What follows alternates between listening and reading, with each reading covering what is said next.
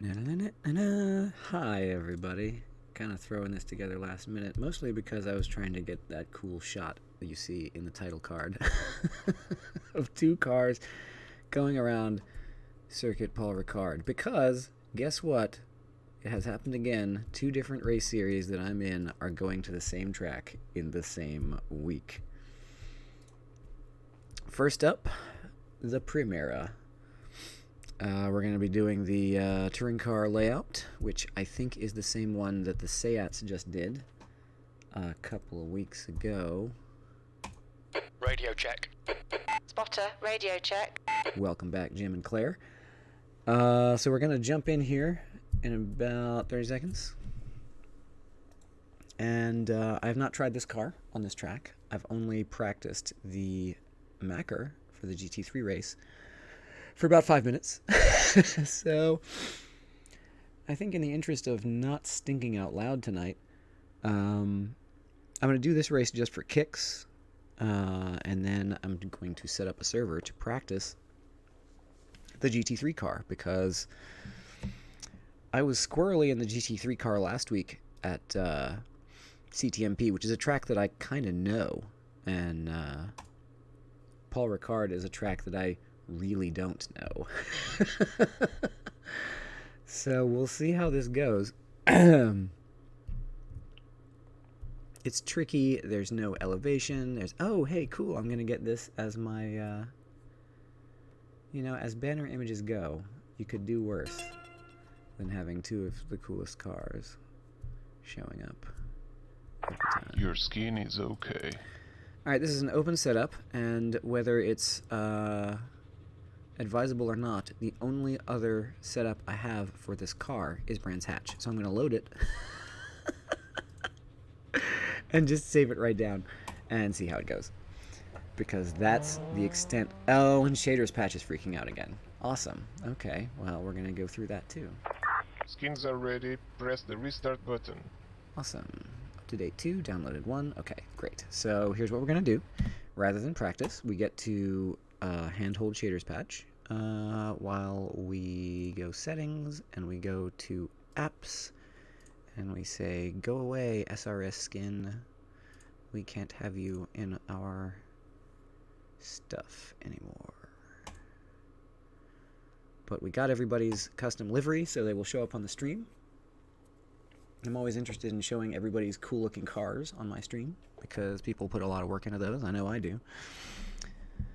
So it's always nice when I get to highlight people's cool looking cars on my stream. Oh, this is going to come up every time I load Paul Ricard now. Oh, I love that. That's just going to make my day. Even if everything else is crap. So let's get into this and see what happens. Shaders are behaving now. I can barely hear the car because I turned my headphones down too much.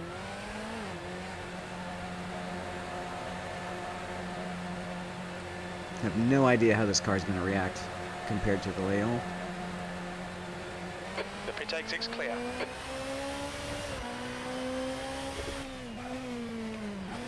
Car right.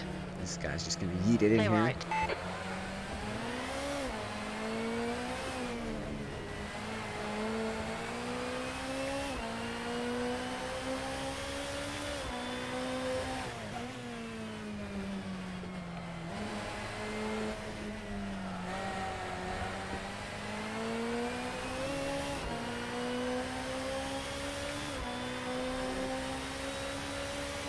I feel like my field of view is all weird. Like I can't see as much out the windshield. That's the end of the session, E11.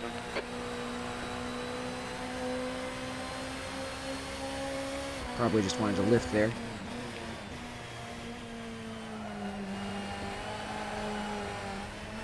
On your left. Clear left. Left side. Clear left.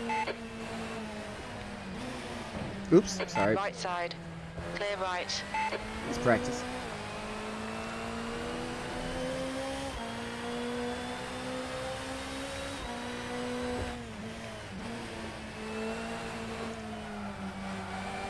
I don't know if it's the setup or what, but this seems remarkably... Whoa, okay. Was that an attempted assassination or what?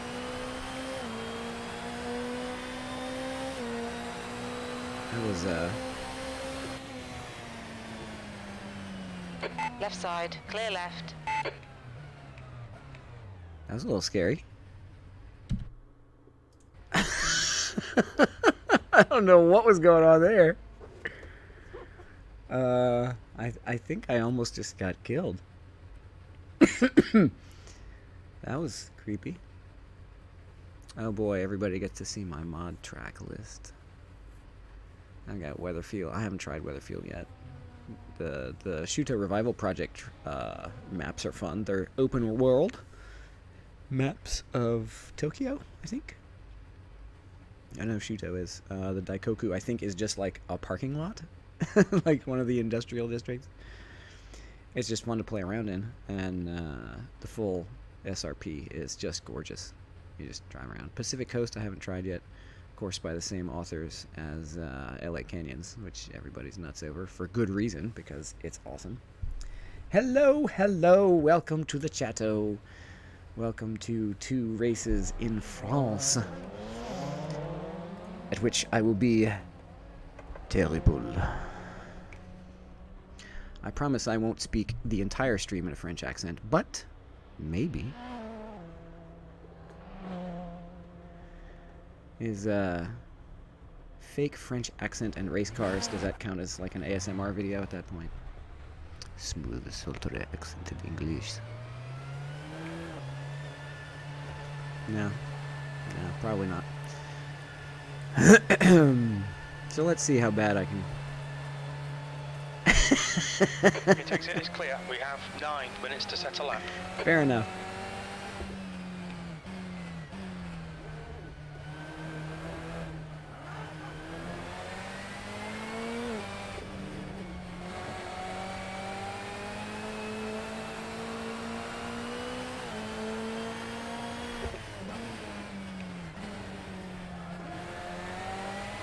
I don't know if the ASMR itself is creepy, it's just like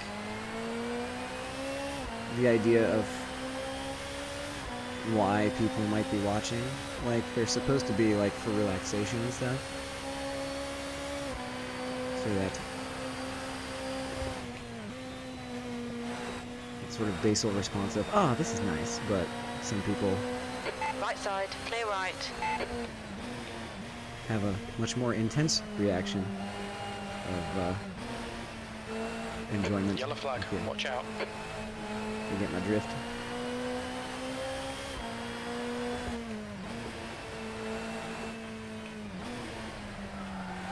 Uh-oh, don't drift though.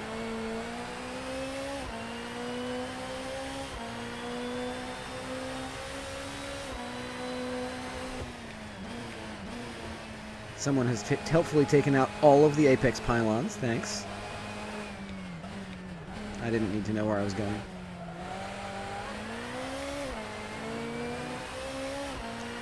I do not know what I'm doing here. At least I have driven this layout before.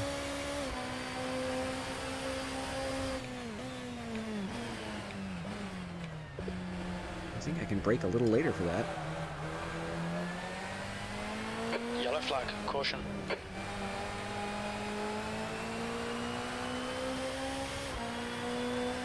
Sector 1 time's okay.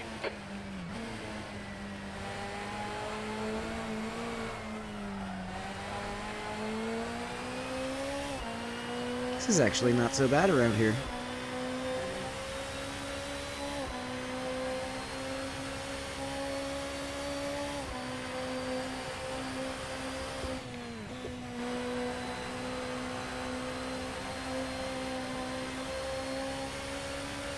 I wonder if that's just a lift and coast corner and not a braking corner. Sector 2 is 1.6 off the pace. There's the oversteer. Yellow flag. That's a new fastest lap for Rodriguez, 132.6.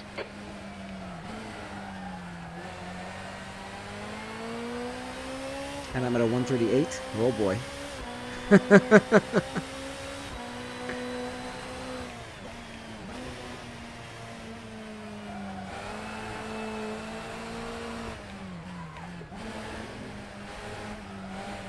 Car left, clear left.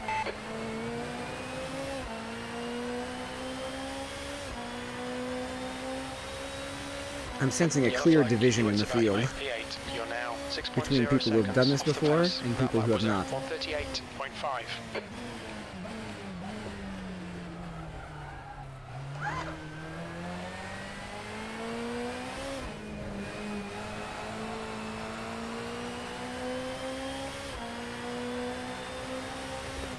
Sector 1 is 1.1 off the pace.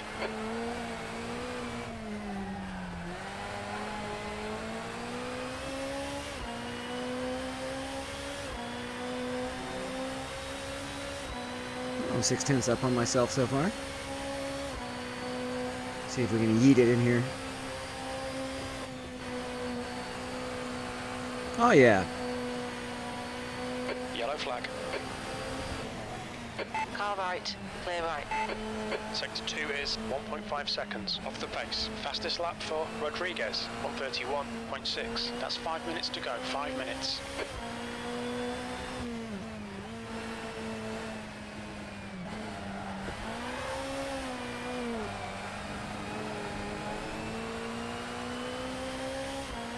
Getting there. Getting there.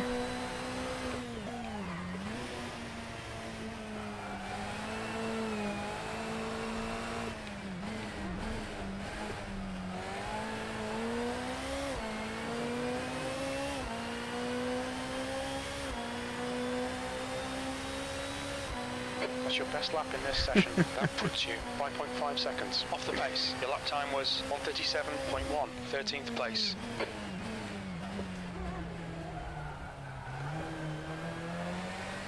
Am I going to have to take first there? I'm wondering.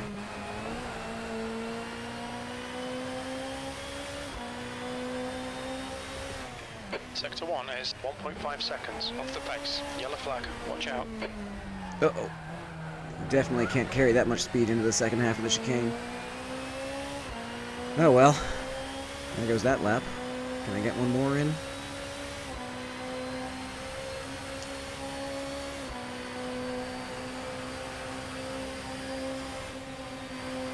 The downforce on this thing. I'm actually power sliding through that corner. My The goodness. fastest lap for Rodriguez, 130.7. Sector 2 is 3.2 off the pace.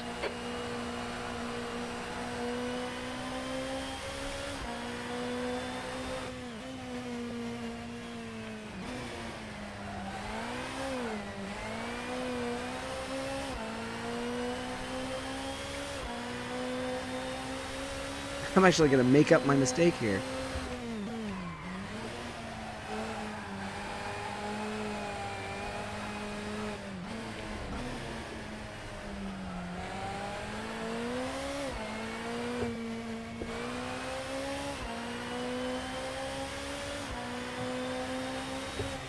Yellow flag, keep your wits about you, mate. Car left, clear left. P19.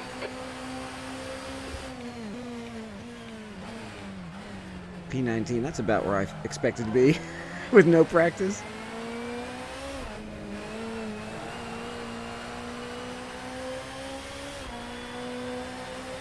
Sector 1 is 1.5 off the pace.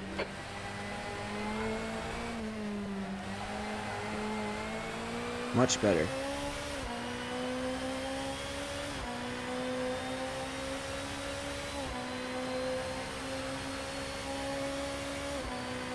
Not great, but still better. Just 2 minutes left. Dang 2 it. minutes to go. On your right, Whoa. clear right.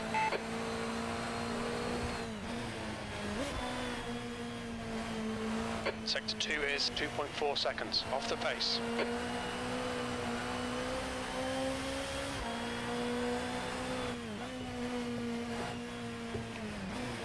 I think I'm losing all of that time in my chicane entry. Yellow flag, caution.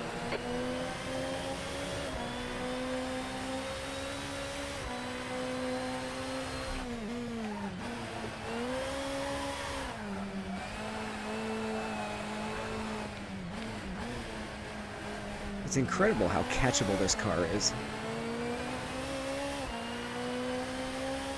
Like the tail starts wagging out and you just Catch up stomp with the your start in throttle, this session. You're currently break the front 5.4 tires off the loose. leader's pace. That lap time was 1:36.1, 20th place.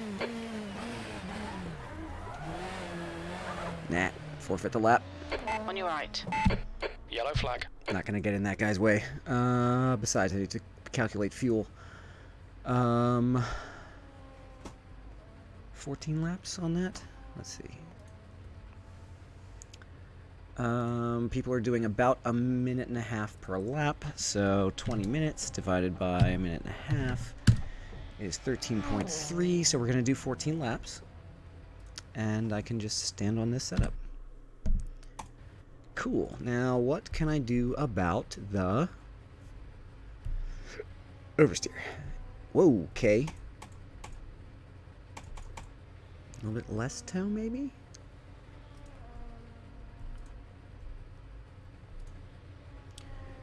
Brake power seems okay. Let's just try this. Checker flags out. P20. Yeah, great. I'm gonna suck. Like, I knew I was gonna suck, because I haven't,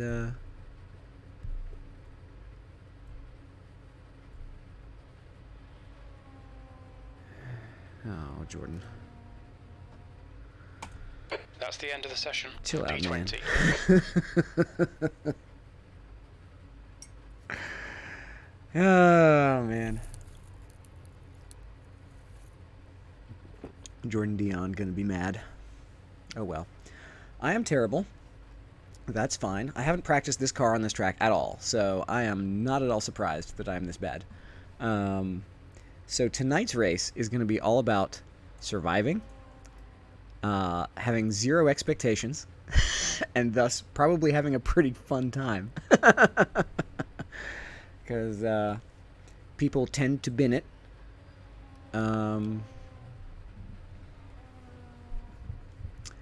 Yeah, okay, Jordan, chill. We get it, okay? It's Monday. It's Monday. All right? Chill out. Yeah, the drifts are fun. The drifts are interesting. Yeah, like the rear end just breaks loose. And so you feel the tail start to wag, and you just stomp the throttle, and you just catch it, because now all four tires are loose, and it's sliding sideways, and then by the time it slows down, scrubs off in a little bit of speed, off you go. It's a crazy sort of animal car to drive, but it's really fun. I really enjoy it. I'm on the hard tires too, so that's I could be on mediums, but I'm just gonna scrub the bejeebers out of them, and I just don't want to do that. 20 minutes. P20. So here we are. There are unbelievably 3 cars who qualified slower than me. So those are the guys I'm gonna need to watch out for piling into my butt in turn 1.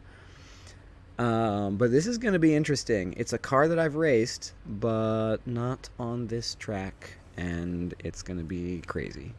Hopefully I'll get some more practice in later this week, and the rest of these races are not going to be quite as much pure comedy.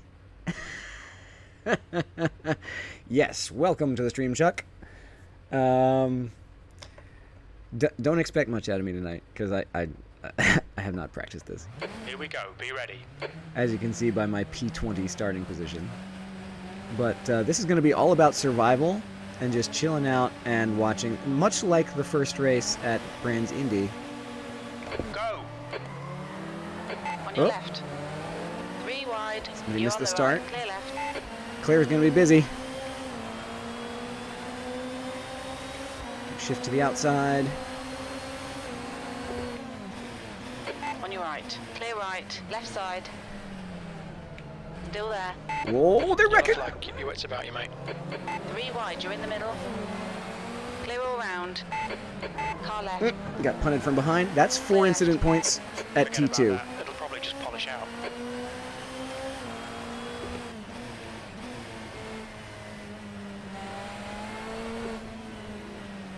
Right side. Yep, that's 5 incident points. Clear Oh, right. 6. On your left.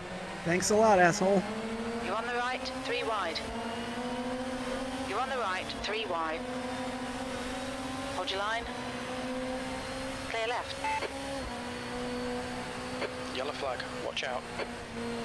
On your left. Clear left.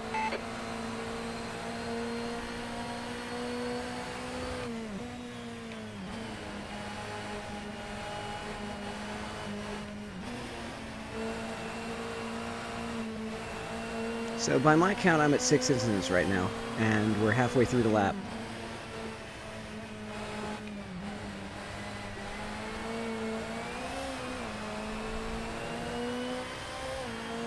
Yellow flag, What's up, dude? caution. I missed Jeopardy for this.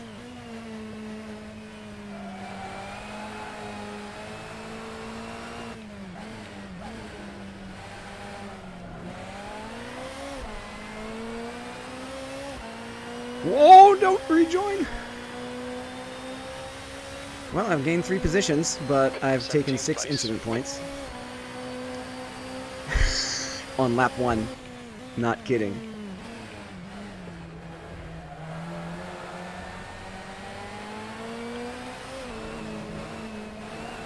Boy, you can yeet this through there even better than the Seat could.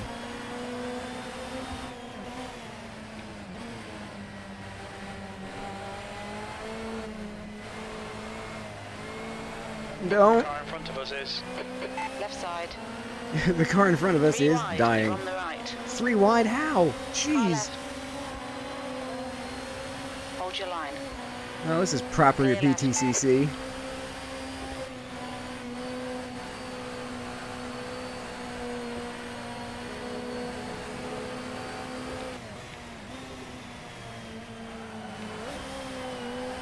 Dorifto!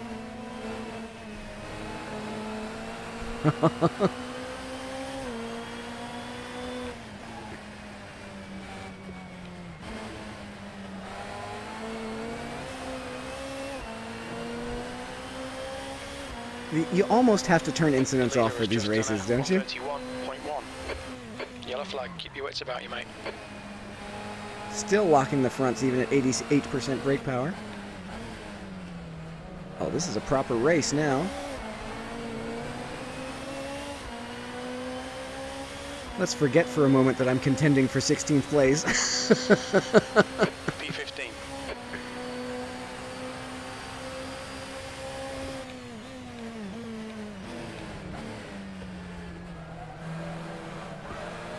Car left. Yellow flag. Clear left.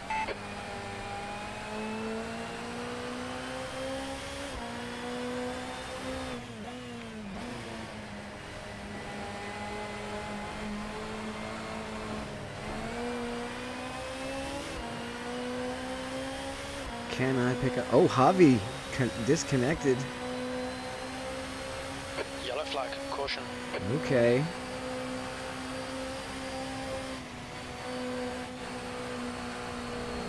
No, no, no, no! Oh, it's going around. It's going around this time.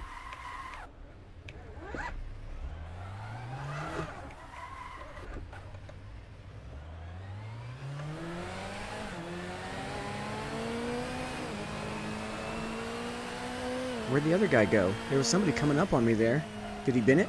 Oh, for goodness. I get a cut penalty for sliding around the outside of the corner? Slow down to give back the time gained. 11 Left seconds? side. You know Clear what? left. No alternative time. I just slow down for 10 seconds. Fantastic. 15 minutes left, that's 15 minutes. Thanks, Assetto Corsa. On your left. Clear left. Normally it's like, oh, slow down to 21 miles an hour. Nope. Well, I think that's last, right? But if I finish, I'm going to gain like 10 positions. So I'm just going to chill out and finish the race.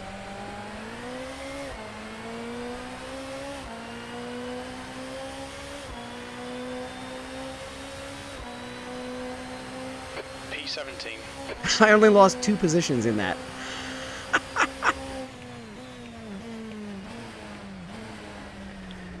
And the thing that drives me nuts about that cut penalty is that I actually slid outside and lost time, and I got a 15-second Yellow slowdown. flag, watch out.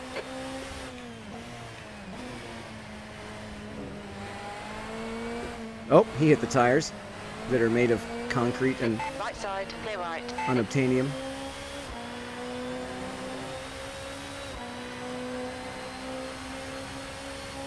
Burton, behind is pitting. I think AC has the harshest penalties, but like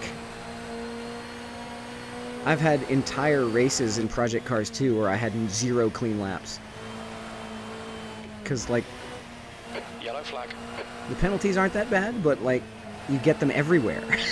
You can't even look at a sideline funny without getting a penalty in Project Cars 2.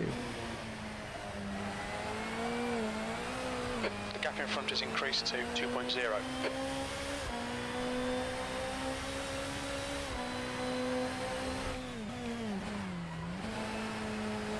So, heard the news about Automobilista 2. Let's hope Yellow flag, caution. they have a more sensible race director in that game. Jeez. On your left, clear left.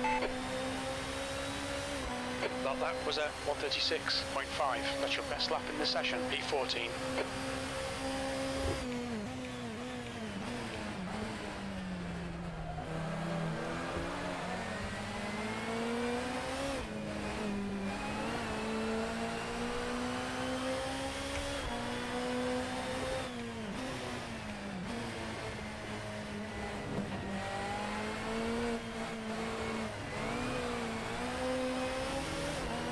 He hit the tires.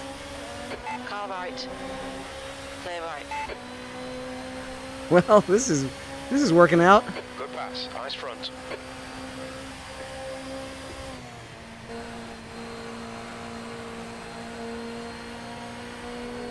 Somebody else. Rage quitting. Uh-oh, don't. Oh, that was a smooth one. Look at that delta bar, like, yes, that was right. Left side. Oh, you clear son of a... left. I took the corner properly and he just drove right into me and now I'm going to get a penalty. Awesome. Keep it within the track limits. You need to slow down and give back some time.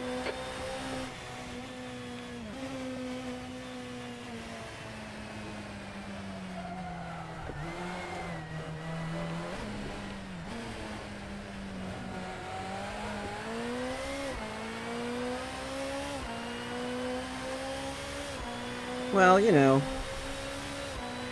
I don't care as much about modding in Automobilista 2. I just want to be able to see more than one custom livery at a time. Because Project Cars 2 has such a wide array of content.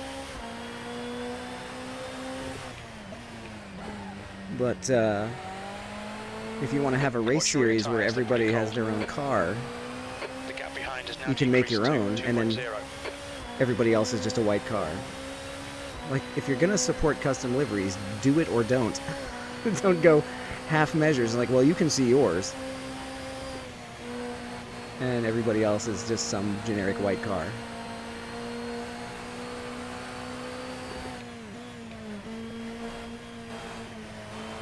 Well, this is a good recon race.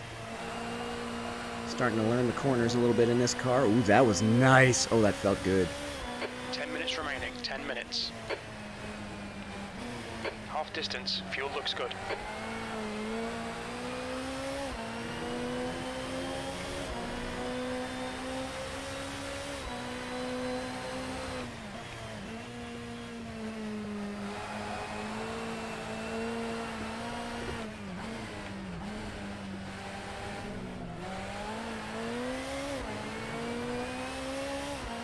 Looks like I can hang on for 13th here, maybe.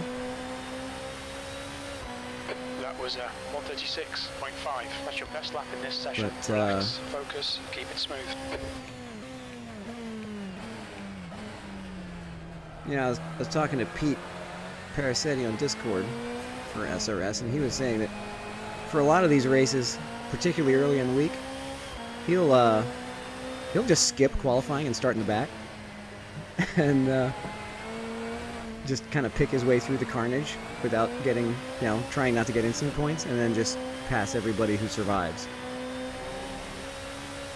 And that way, he's not stuck with a good result spoiled by a million incident points.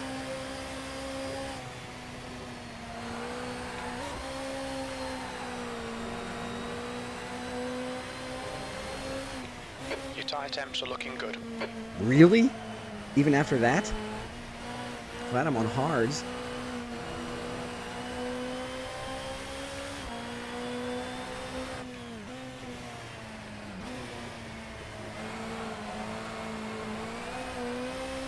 Tried to kill me again.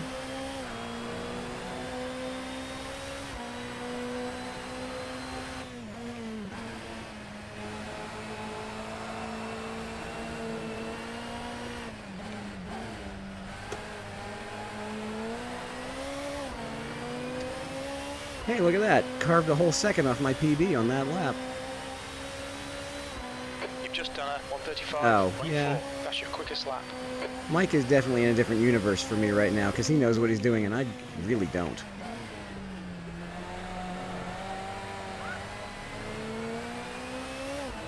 I mean, he's probably run 10 races already, right?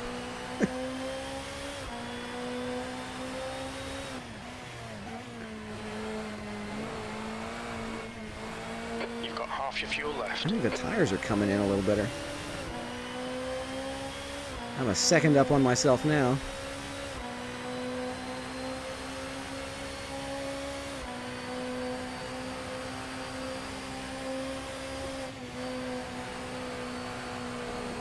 The No! gap behind is now 1.3. Saved it.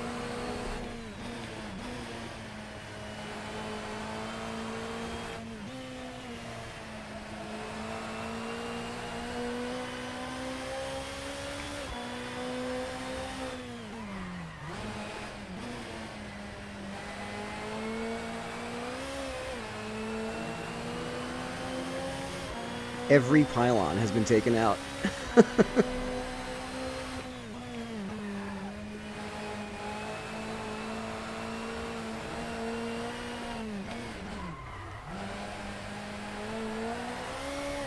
Yeah, you can see on the damage indicator there that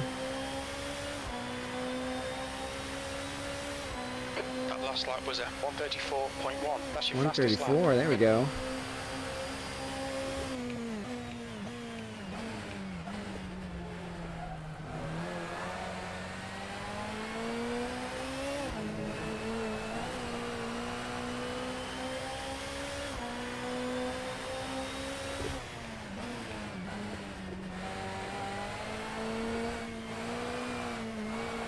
Got 10 minutes of fuel remaining. Oh, just did miss those.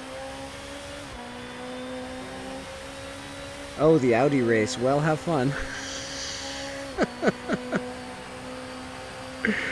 Good luck. Uh-oh, uh-oh.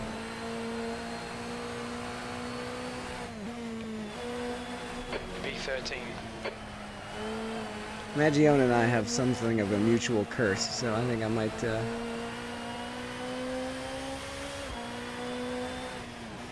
if you're recording it, I'll definitely watch later.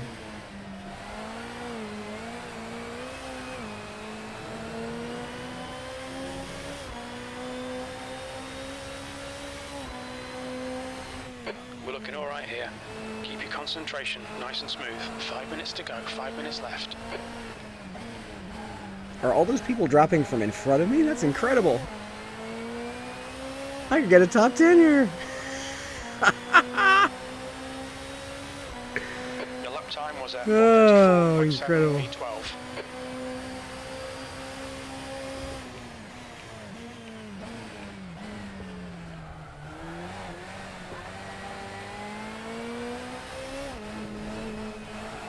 What I really need is a race engineer for these open setup races. I'm like, I don't know what I'm doing.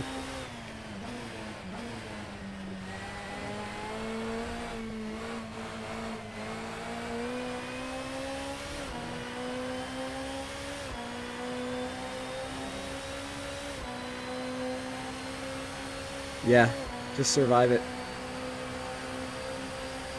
Oop. Oopsie.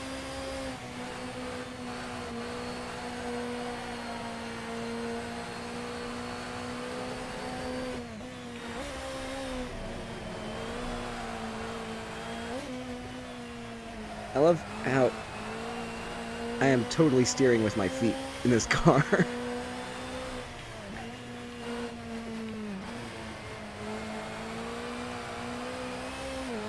Like, the wheel has some influence on where I'm going, but the throttle and brake seem to have almost as much.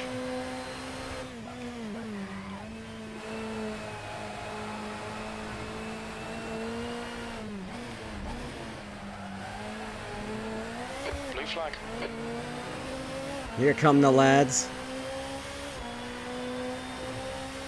You're pulling away. The gap behind is now 16 seconds. That lap time was 1:34.2.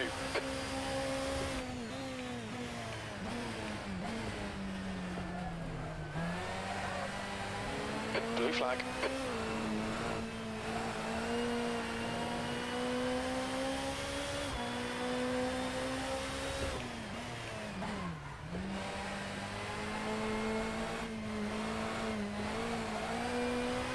Blue flag.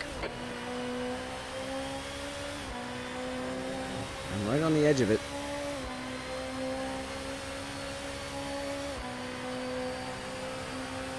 Gotta get this sweeping turn right, because every time it's a little bit different drift.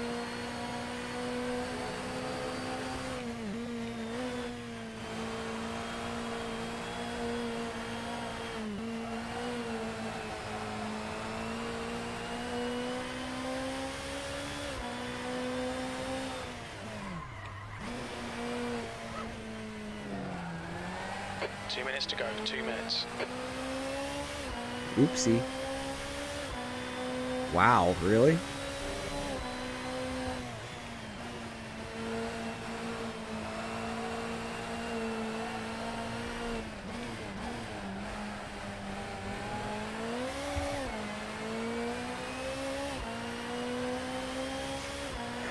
The leader is only kinda sorta catching me. 134.8.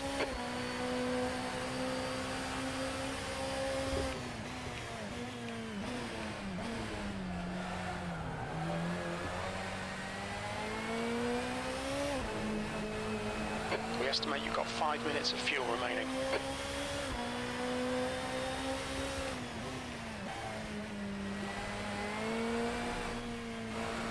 Yellow flag, keep your wits about you, mate. That's a sustained one. Is this for position? Can't tell.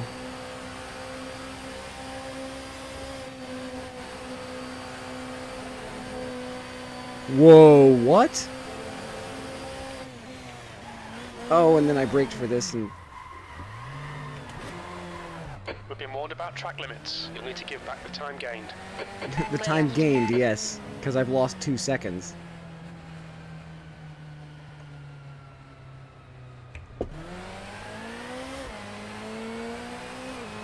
I have to give back the 2 seconds I lost. Wait a minute.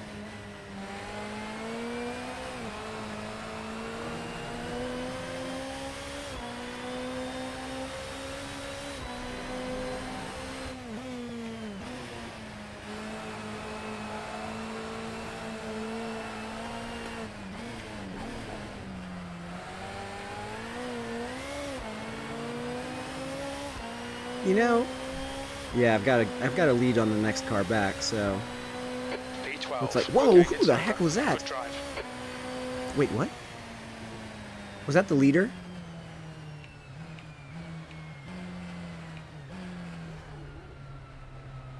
How did the race just end? I got lapped. Did he wait for me? I think he waited for me and then finished the race because he had that much of a lead. Okay, whatever. Well, that was okay. The first lap was bonkers.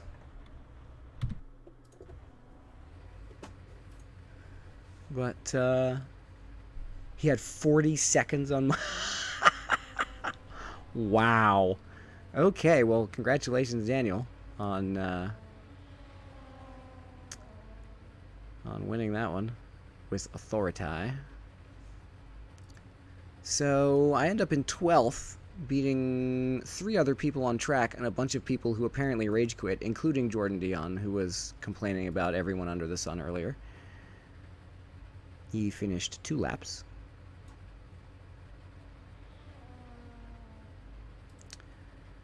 Well, lots of people complaining about the race in chat.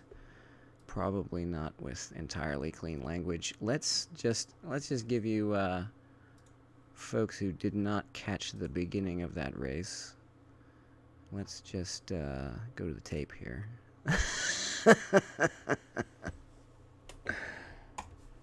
Oh my. Oh, you were in that race? I didn't even notice.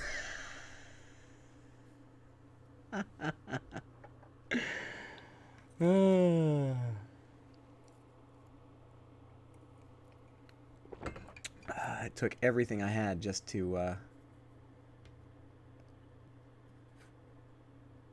that's interesting. I've never seen that one come up before. That's cool. Yeah, it took everything I had just to not... Oh, this is the wrong damn replay. Herp to the derp. Let's play that one.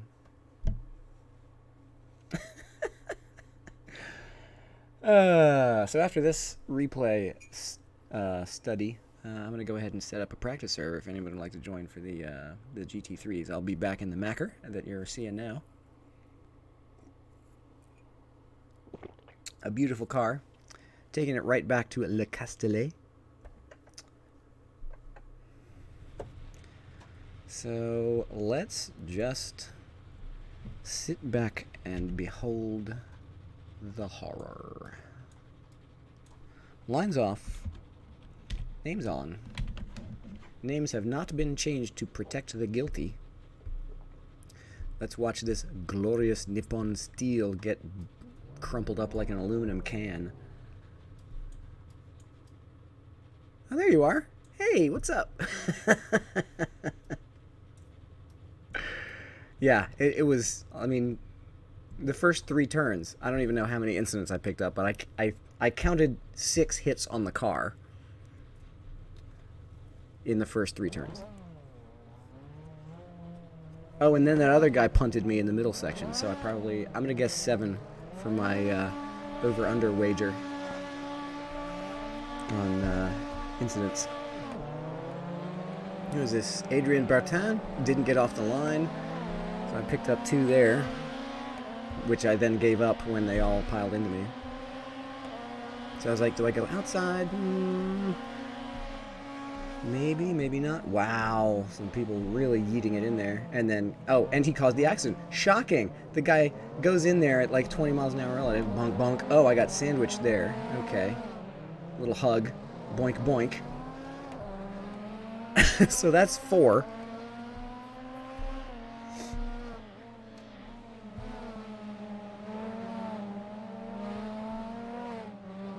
Five, 6, 7. That guy hit me 3 times right there.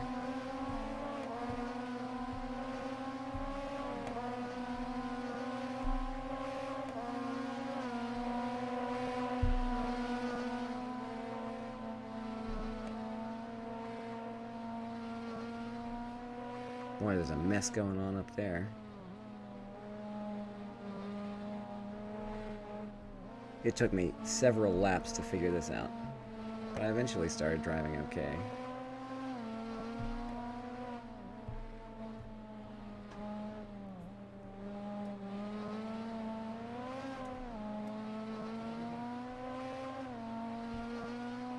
Oh yeah?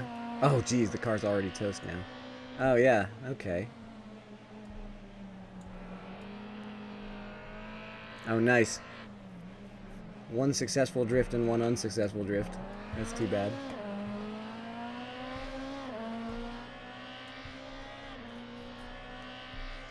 Oh, and then that guy bins it.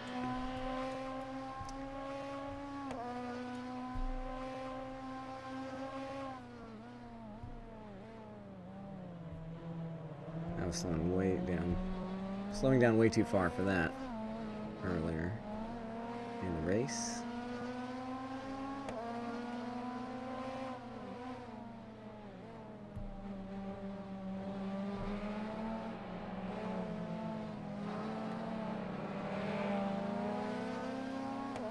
Some avoidance games going on here. Whoa!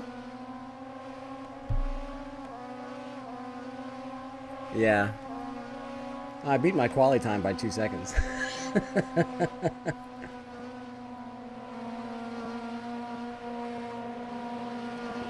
Yeah. Well, thank you. I've done the track. I just haven't done it with this car. I kind of applied what I knew from the TCR cars and used that as a starting point. But there's probably some setup changes that I can make to make it a little bit more behaved. But I'm pretty happy with how this went eventually.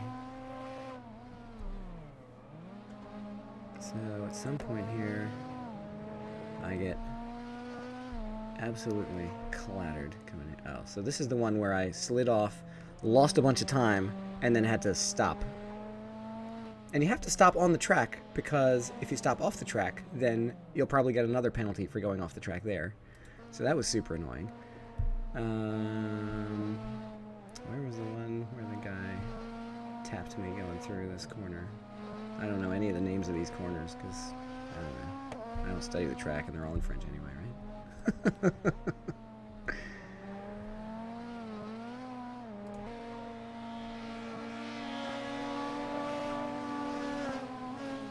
Oh, I think this is where I get punted out.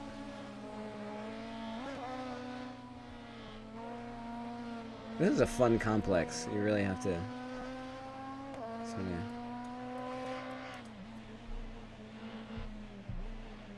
No, he just drives it right in there and boink. He made absolutely no attempt to make that corner on his own. That was a Gran Turismo move. And by Gran Turismo, I don't mean GT Sport, the current game. I mean Gran Turismo 1, where there was no damage. You can bash into anyone.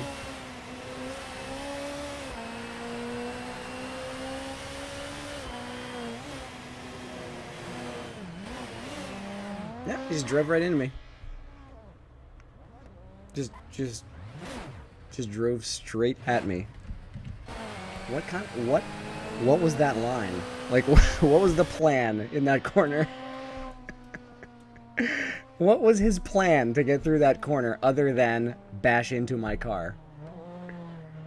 That was, okay, whatever, you know? Anyway. So that was that race. Let's see. What's the damage here? Oh, mouse is deciding not to work right now. There we go. Oh, the mouse pad's curled up, that's why. Let's see. That's 7 incidents. Wow, I counted them up, and that's how it ended up. So 55 points, which is abysmal. Look at that. So Daniel gets a perfect. Mike only had 1, and then third place had 8. Nobody got out of this race with full points. Except the leader. The leader is the only car that didn't just get hit. Yeah, lots of double digits. Javi Rodriguez ends up with a -12. He's usually winning races. Jordan Dion outscores me by running only 4 laps. No, by running only 1 lap. He ran 1 lap, got 4 incidents. No, wait, wrong car. Jordan ran 2 laps, got 2 incidents, and scored 61 points, which beats my score. That's hilarious. And he's the one talking about how bad everybody is. He skips the end of the race.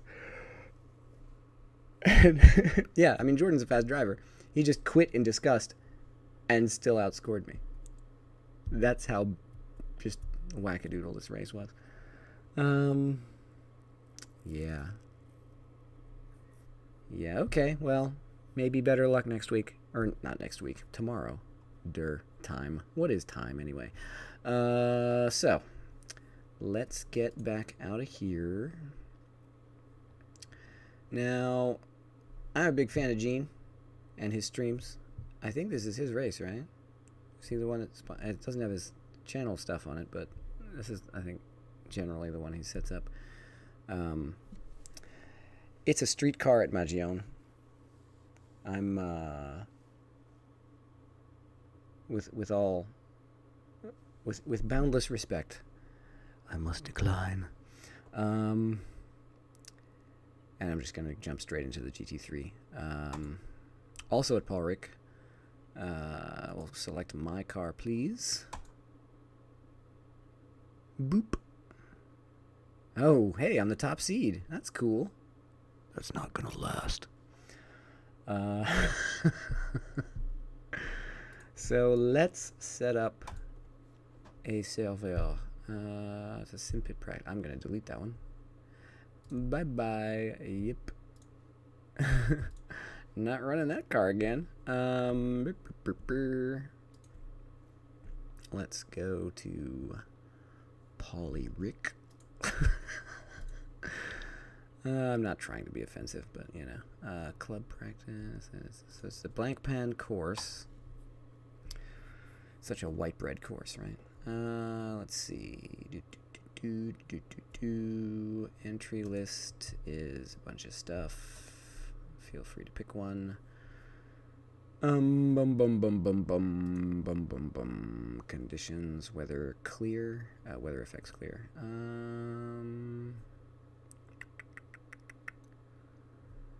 Let's see. I don't remember how that applies to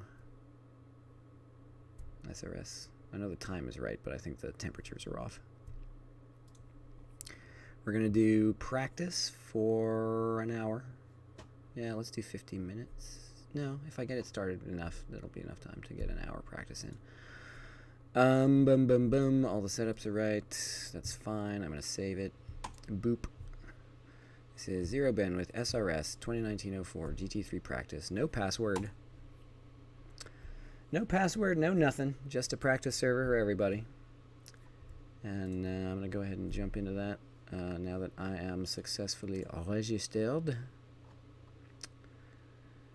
And now we go to here and we say assists and we say no, don't use blip. Use the one that doesn't blip. And then I go down to my server. Boop. Boop. I'm going to select my car and I'm going to join my own race. So I got like 5 minutes of practice in on this car. This is going to be tough to adjust because this is a rear-wheel drive GT3 car and not a front-wheel drive monster touring car. So I get to take every lesson that I just learned about how to take all those corners and just throw it away. No, it's not even the same layout. This is the Blank Pen GT3 layout, which is longer and has no chicanes on the back. So it's just flat out. I want to raise... No, I already raised 6th gear. So we're going to go... Oops. We're going to switch back to normal view, which is this one, right? Yep. And then we're going to go to here. It's an acquired taste. I don't hate it anymore. It is awkward. I hate learning it. I think that's the distinction. I like it now that I've run some races on it and kind of know where it goes. But that's just the touring car layout. I still know nothing about the GT3 layout, so I'm kind of back to learning it from scratch. And the thing about learning Paul Ricard from scratch is that there are no landmarks. Like, there's nothing to look at but paint on the ground. And the track is completely flat. There's no features, there's no like, oh, there's a tree over there, or the ground swells here and dips there and whatever. It's like somebody found like 100 acres of perfect asphalt and painted a GP circuit on it. And while that's cool, it makes it incredibly hard to find. And like even in real life, they have these pylons sticking up to show the professional drivers where the course is, because you can't see it otherwise. Like these pylons are actually there, and if people knock them over, the drivers are actually screwed for the rest of the race.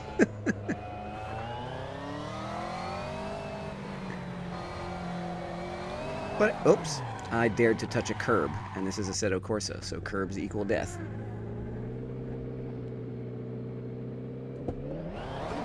Yeah, I mean, it's hard to follow even on TV. Because you're like, where does the track go? Oh, you have to follow it through these blue lines. So, like, once you know the track, like, if somebody built a mod where this course was laid out but looked like a traditional course with like trees and walls and maybe some extra terrain or whatever, I think people would love it. But it's so hard to learn because there's like nothing to look at but paint. You almost need like a navigator, like the mud boats, you know.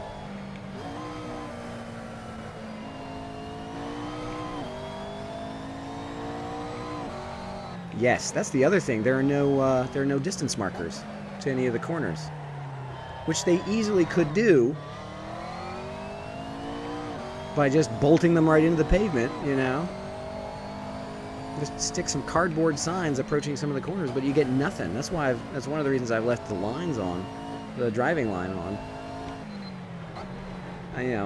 It's not bad enough that I'm learning the course. There are just no indications of where the course goes. And I've looped it because I touched a corner. That's gonna be... Oh, thanks. I cut the course. I really gained an advantage there, game. Brilliant.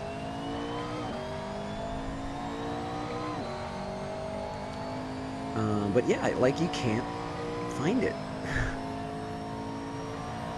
These are the only distance markers. The ones right here at the end of the front straight, and I don't even know if they go to the right corner. I guess they do.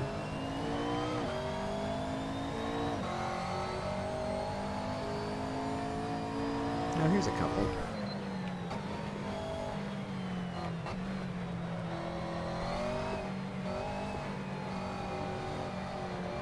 This? Oh, jeez. Power on oversteer. I forgot what car I'm in. I started pushing, so I nailed the gas. And around I went. Or I started looping and nailed the gas. Because that's what you do in the Primera. Oh, the tail's coming out. I better stomp it. Oops.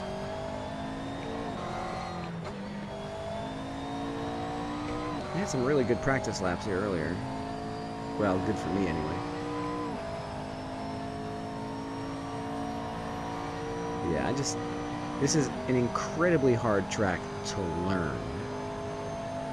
Once you get it, there are some really fun elements, like this decreasing radius corner in the back. It's kind of fun. Like, you kind of... It's at least an interesting challenge.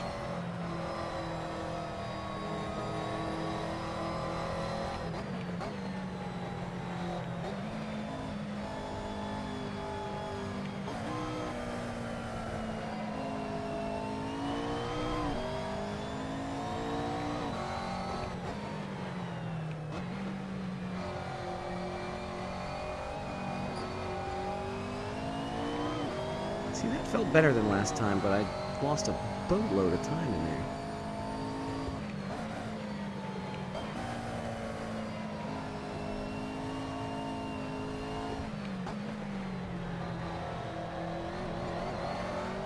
Yep. That corner is going to bite me over and over again. Because you're accelerating out of a first-gear corner. You've just done a 219.09. Yuck.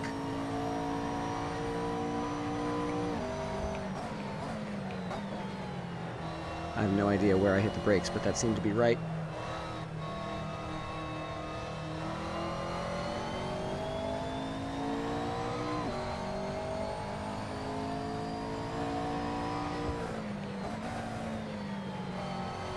was too early.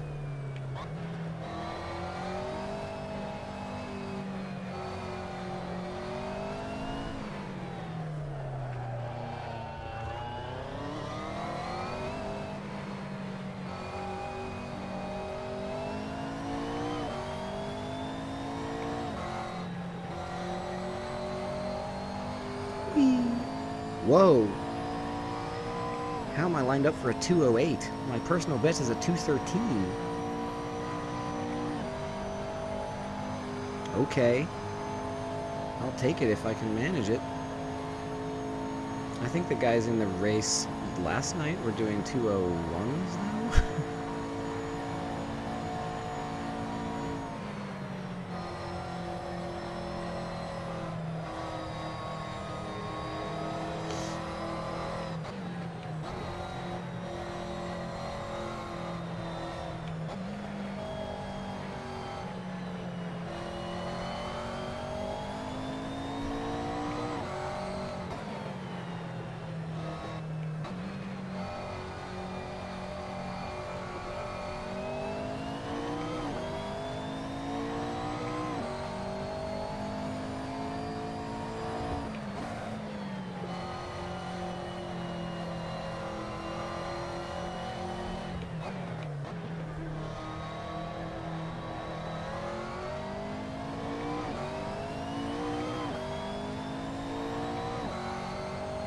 $2:08.1. You've just done a 2:08.17. Good lap. That's your quickest so far.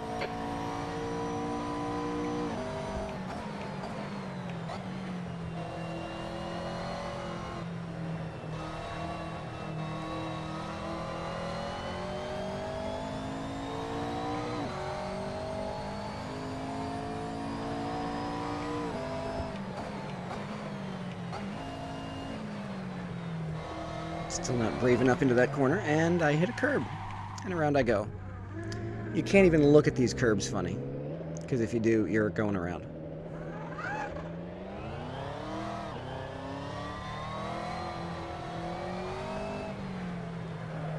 And this is a first gear corner.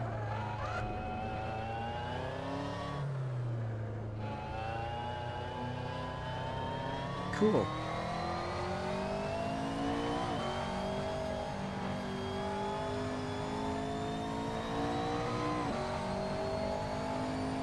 Sector 1 is 12 seconds. Slower than your best. I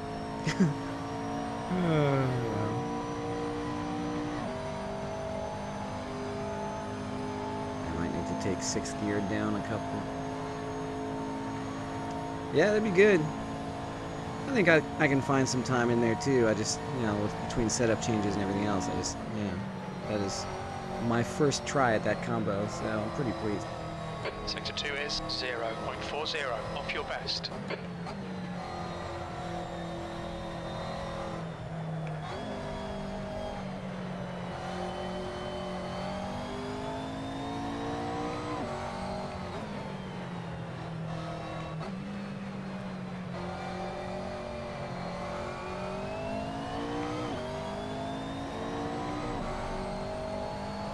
Nice.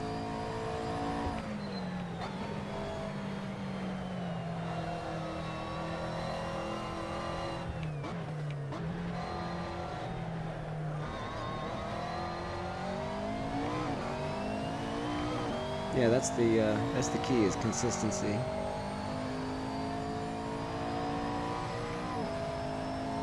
Sector 3 times okay.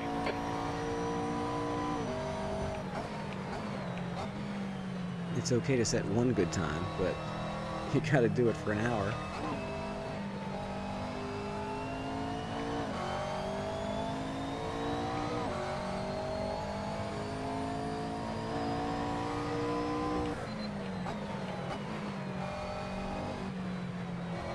I guess I can wait until the second marker?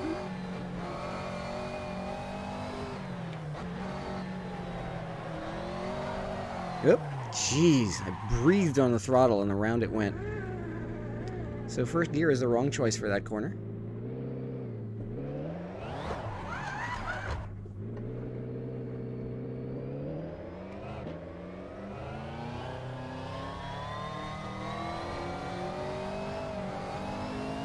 Almost lost it again.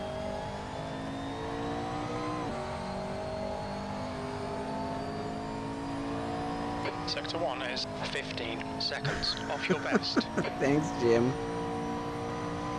It's one spin off my best.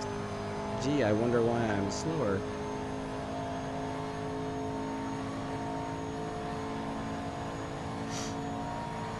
Yeah, I need to drop 6th gear a little bit.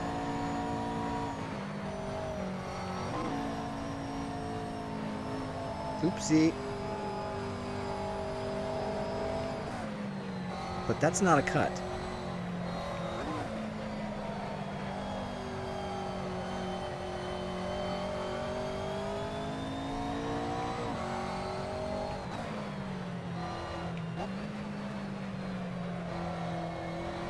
I do not understand the track limits on this track.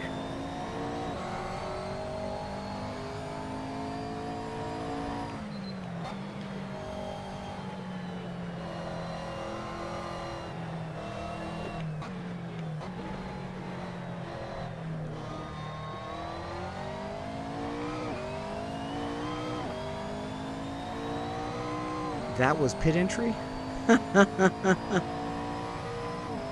Surely you jest.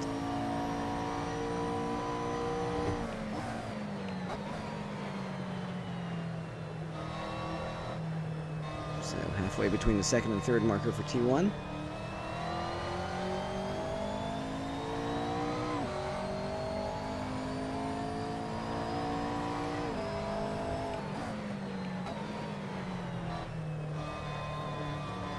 Second marker for this complex.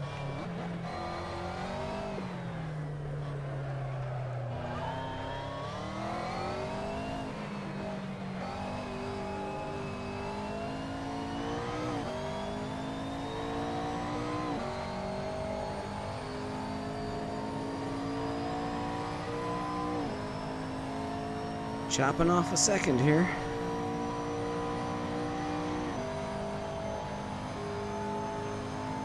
I need to take 6th gear down, I think 2 ticks, probably.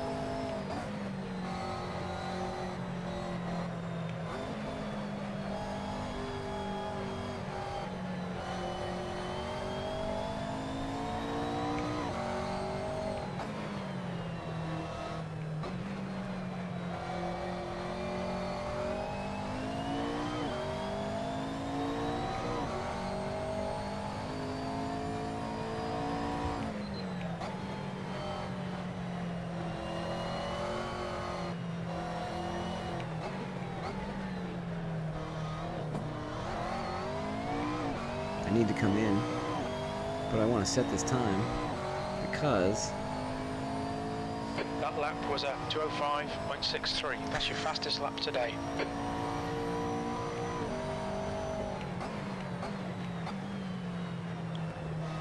maybe even the 3rd marker for T1.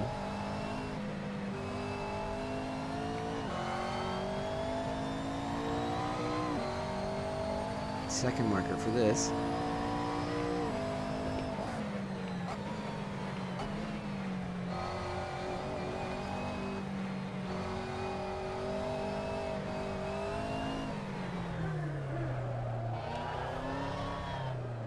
God, I just breathe on the throttle and around it goes.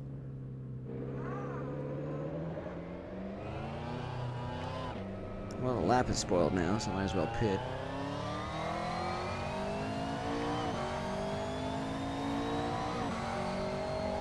Oh no! Don't hit the wall, it's gonna hit the Sector wall. 1 is 7.8 seconds. Slower than your best.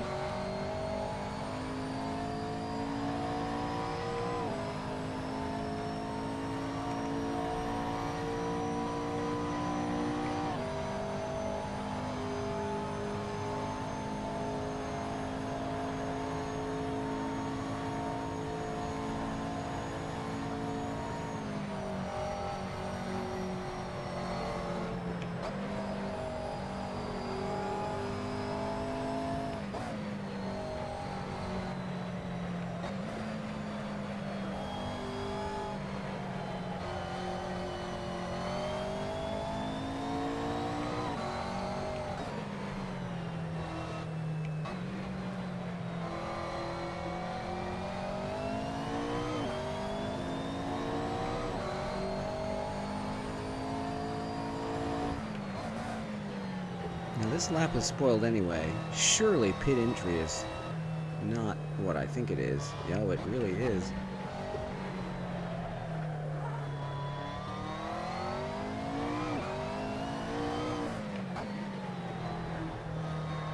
Look out for the pit Oh speed. god, and there's my pit box. Okay, well. I hope I don't get the butt pit box there in the real race. I don't know why I bothered to change my pit since I'm about to do this. So let's load this back up. We'll take 6 steer down, 2 ticks.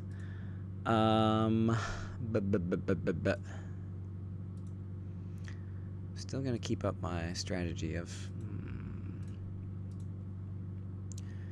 I gotta take the rear wing to 0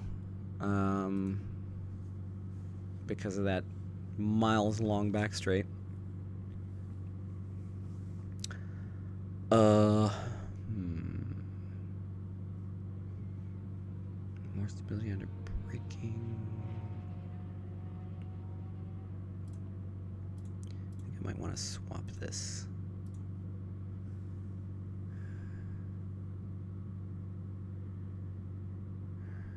Let's see.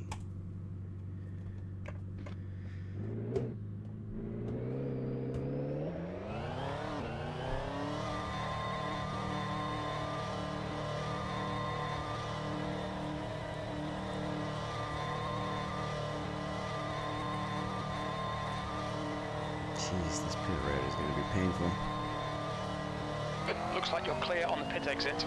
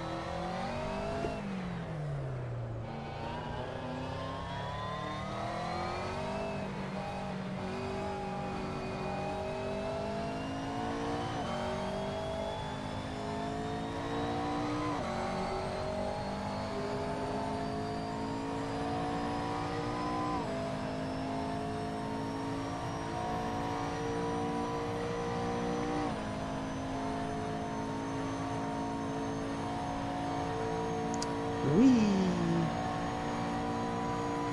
Starting to learn it a little bit. Nope. 2 ticks was too many.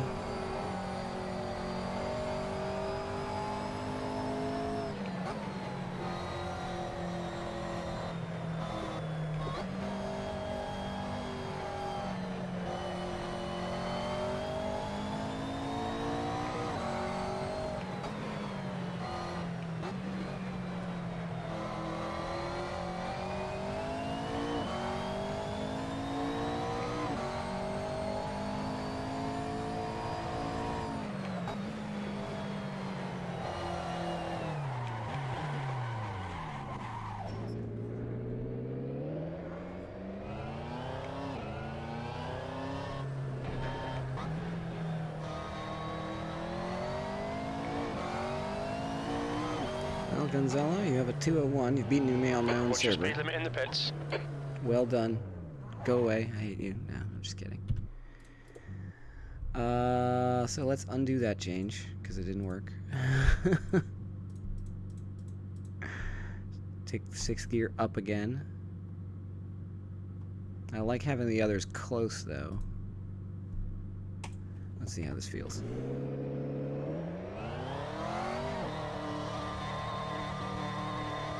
.205 is not going to be competing for the lead. But much like CTMP, if I can just kind of survive and not dork up the race with my own mistakes, Pit exit's clear. Push. it'll be okay.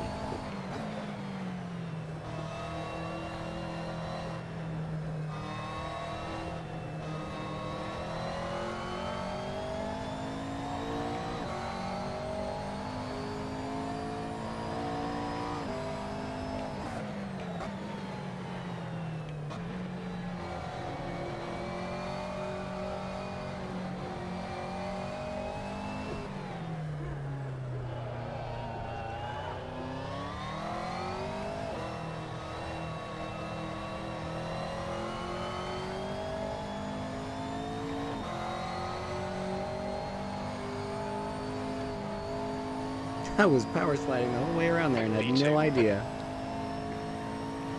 Yeah, I'm not going to follow that line.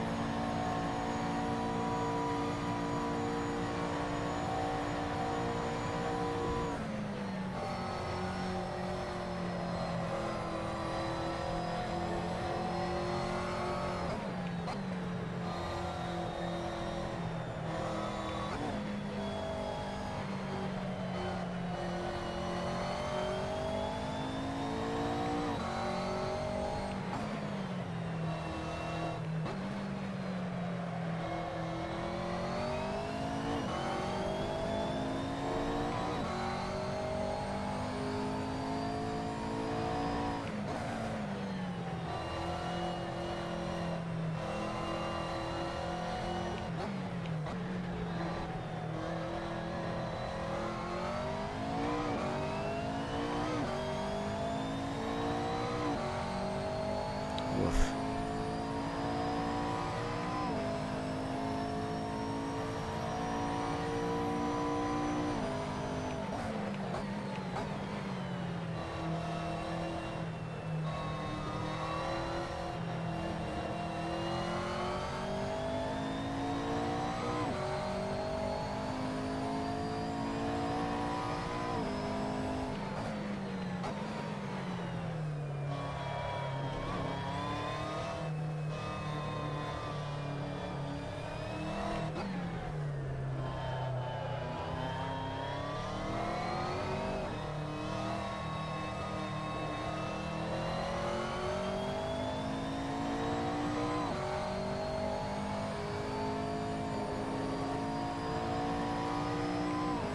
The car just gets out of shape. I've got traction control up to 9.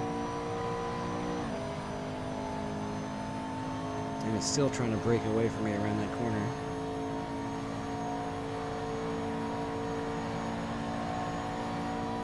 So I'm still looking at 201. I was really hoping to watch him. Oh well.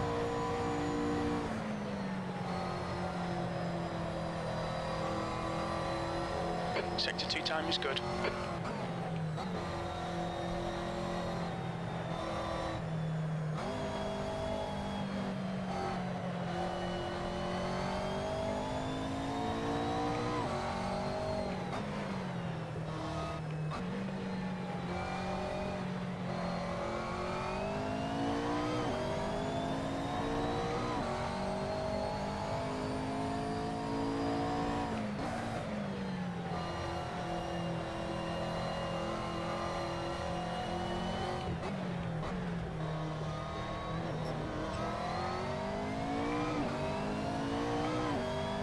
That's good.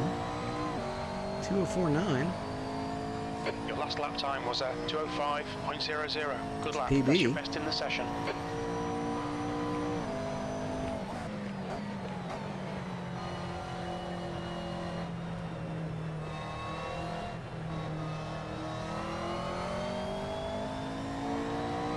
Those pylons are absolutely necessary to find that S.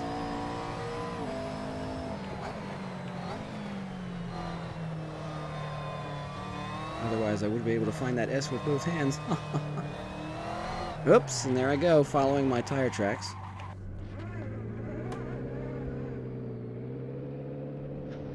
I tell you what, I just gotta remember, anytime I'm tempted to hit the throttle early, just don't, because that happens.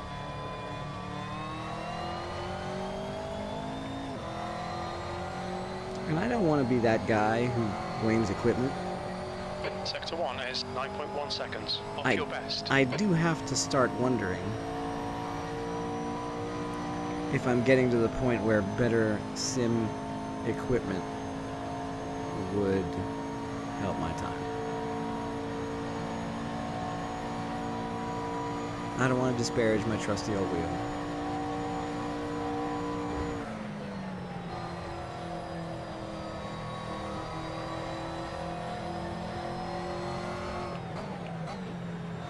But it is 15 years old and was designed for the PlayStation 2.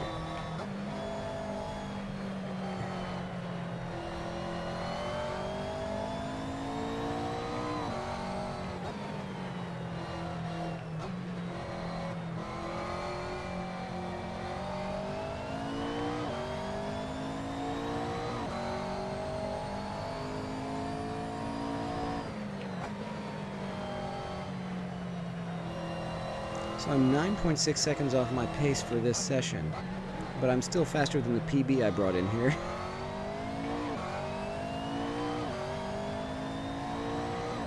Oh wait, that was a 2:13. So, progress. Progress is being made here.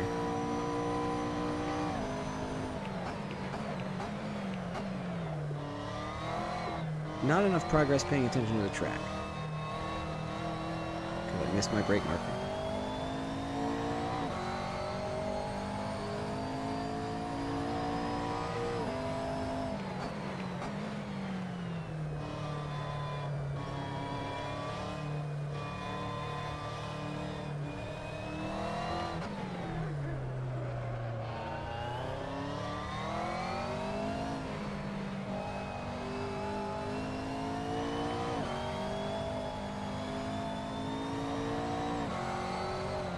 And the car's going around.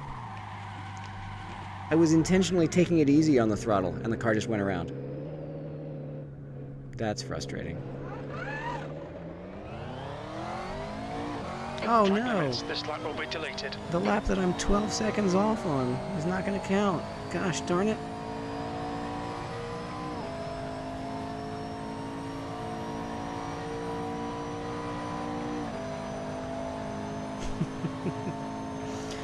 Oh, Assetto Corsa, you're so weird sometimes.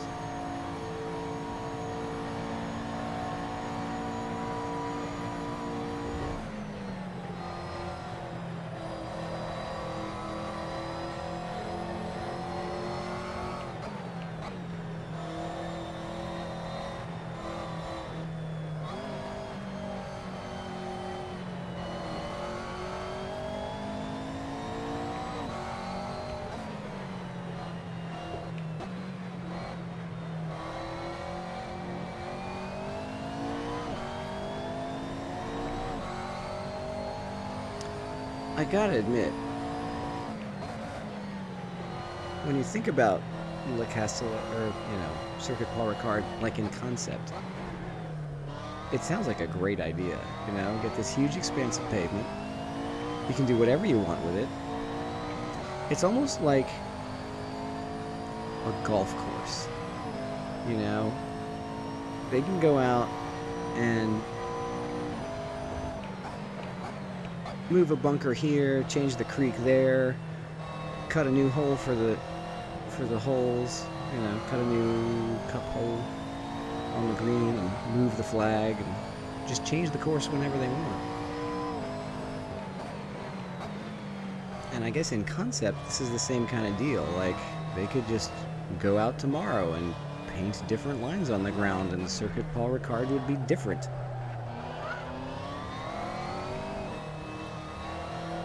Oh, don't like the way this corner is working out? Paint over the lines and try again tomorrow.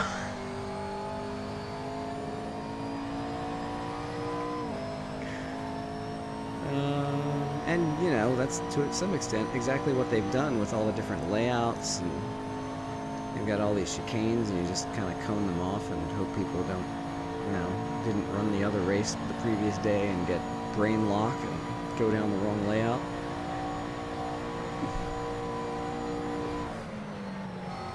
Or in my case, ran a different layout half an hour ago. Oh, car's going around.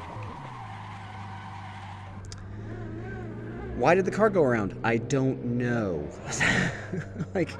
That's the thing that I'm missing in this GT3 car. It's like, hey, welcome back, Pedro. It's like, oh, I'm at the edge of handling. What do? I don't know. There again. I turned the wheel a tiny bit. Oh, and now my left rear is roasted. Watch those track Great. limits. They'll delete this lap. Like, the car's at the edge of handling, and I need to do something to get it back. I don't know what that is, and so I'm just a passenger. Wait, where's the track? Okay, there it is. What part of the track am I on? They all look the same!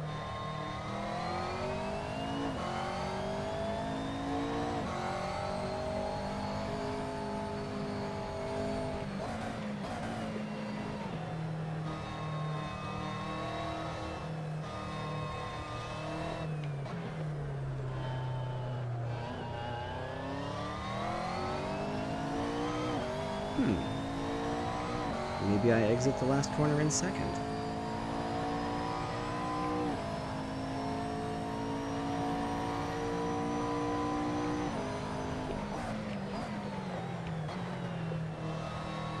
A race at Magione is going well. Wow.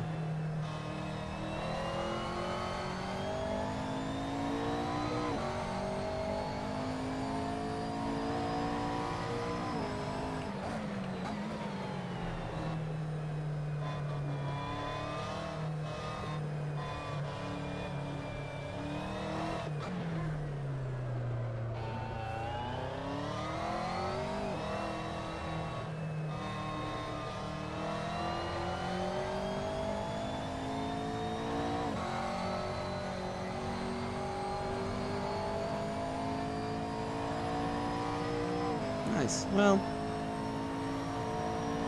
I just really have I wouldn't say I have a love-hate relationship with Magione, because I have a hate-hate relationship with Magione. I just don't enjoy it.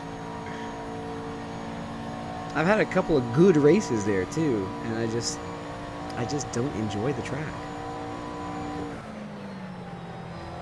And if I was a professional race driver, Sector 2 is 0.6 off your best.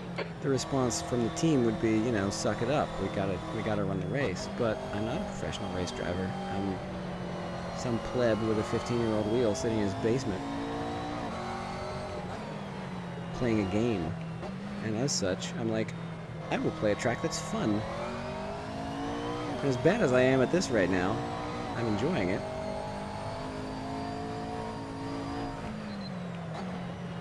I think the tires are going away. I think I've abused them.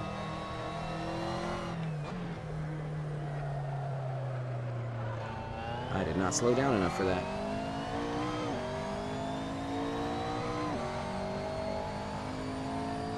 That lap time was 2:06.77.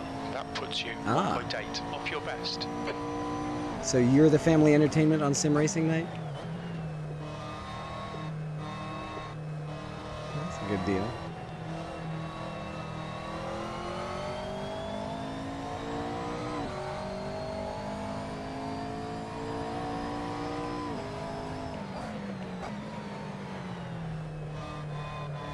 Could probably brake later for that.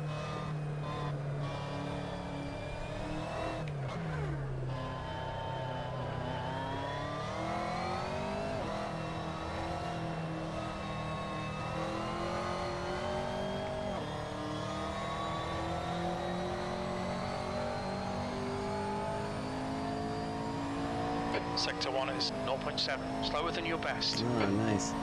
I really need to get a mic stand. I'm so tentative now on that turn coming out on the back straight that I'm losing a second trying to figure it out again every lap. I kind of miss having an apartment sometimes, to be honest. I mean, it's great to be able to sit in my basement and have like a full basement to just do stuff.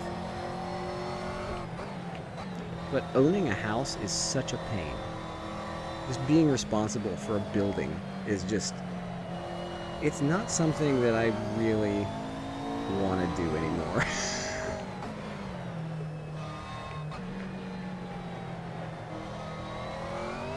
Oh no! There's work, there's expense. I mean, it's... They say the American dream is to own your own house with a, you know, plot of land and a white picket fence and whatever, and it's like, okay, until you actually try and own a house, and it's like, ugh. So I've gotten maybe 3 clean laps in this practice session. Sector 3 is 5.5 seconds off your best.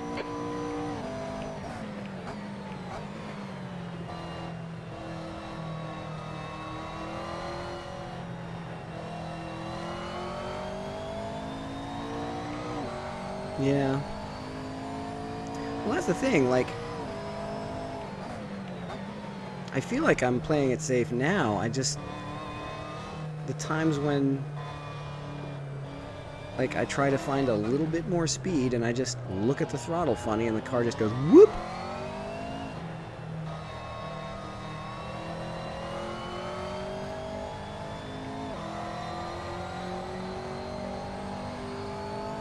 See, I'm so tentative now coming out of there.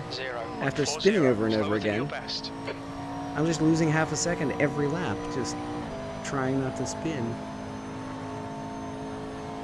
Oh, yeah, well, I could go on a pretty long rant about the cost of college education in the United States right now. 20 minutes remaining, you've got 20 minutes left. But, ain't nobody wants to hear me get angry about college education right now. I was very fortunate in that Sector 2 is 1/10 I'm off your old. best. And, you know, I was going to college back when it was at least theoretically affordable.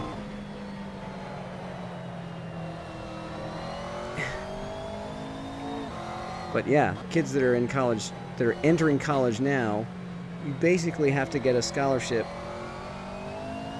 or you're gonna be 22 years old, fresh out of school with a college degree and a mortgage.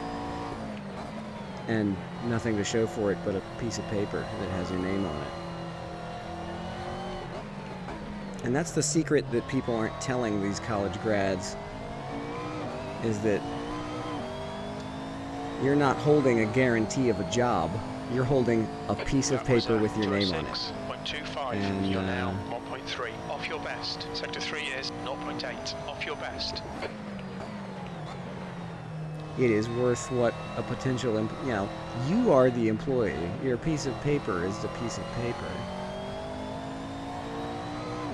And our whole society is just upended on, ooh, college degree, college degree. It's like, yeah, okay. I've met some people with college degrees that should have used that paper to wipe their butts. And, oh, and there we go. I have 3 sets of tire tracks here now from doing the same thing. Oh, let me try to one more touch of the gas, and the car just spins.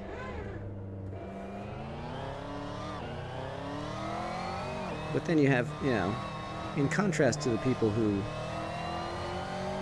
aren't worth their degrees, then you have the people who really are great students and would be great workers, but they're entering the workforce needing to be paid more than their experience level would demand, just because they won't be able to eat unless they get a higher salary, because they're friggin' $100,000 in debt by the time they're 22 years old.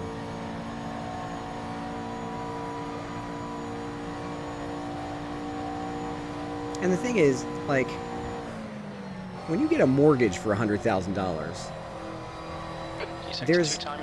there's a real physical house sitting somewhere, you know, that the bank can say, well, you know, this person defaulted on the loan, so now we get to take this house, right? That has a value that's at least as much as the mortgage that just, or the, you know, debt that didn't get paid. On a student loan, you've got no collateral to back up your debt. So it's just like, there's nothing to repossess, and so you're in a position of, well, I guess I just have to pay this back. And it might take 10 years, 20 years, the rest of your natural life to pay back the loan you got for the 4 years you spent in college. I can't imagine, like, the stress. Sector 3 is 0.28 off your best. Like, people wonder why college graduates are so, like, stressed out and depressed right now. People actually wonder that. Like, they can't figure out, oh, why are you so stressed out? Really? You're 22 years old, never had a full-time job, and you're $100,000 in debt? I wonder where the stress comes from.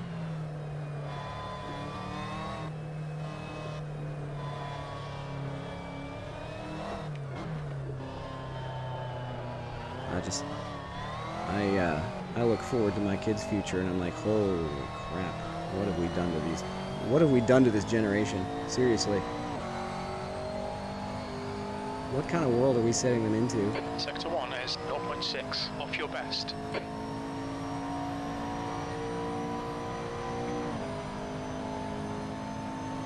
Yeah, I mean, that's the thing. Like, in the past, there was one thing on this earth that put people in debt at that scale, and that was housing.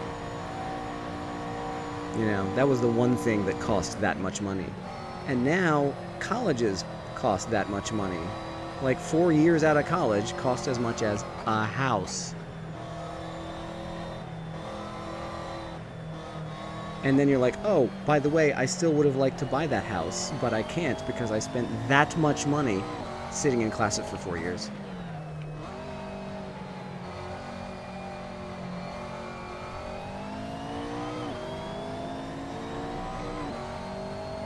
It's just amazing. 15 minutes remaining, 15 minutes to go. Anyway, this has been your sociology rant of the evening.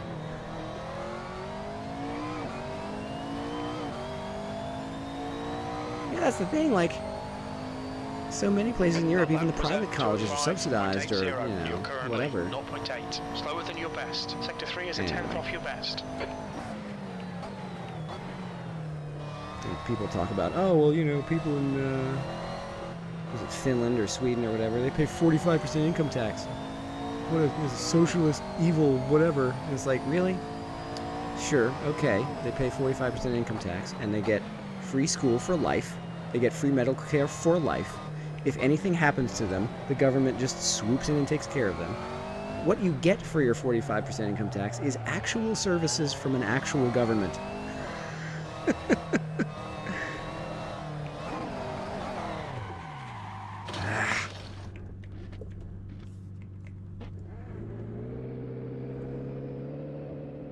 Yeah. Yeah, the wages are competitive, and, you know, sure, a third of it that goes right back to the government, but you actually get something for it. Sector 1 is 13 seconds off your best. You've got cold front tyres.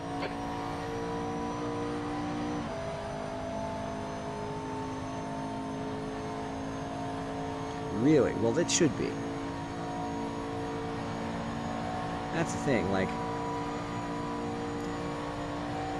our, you know, there's so many things wrong.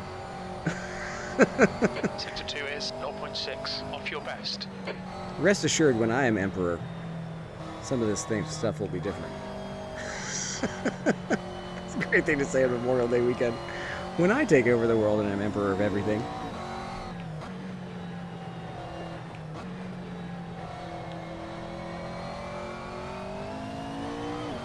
Mine will be a bloodless coup. People will just join me out of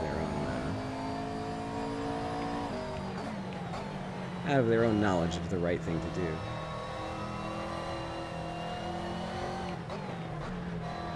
I won't wage war to take over the world.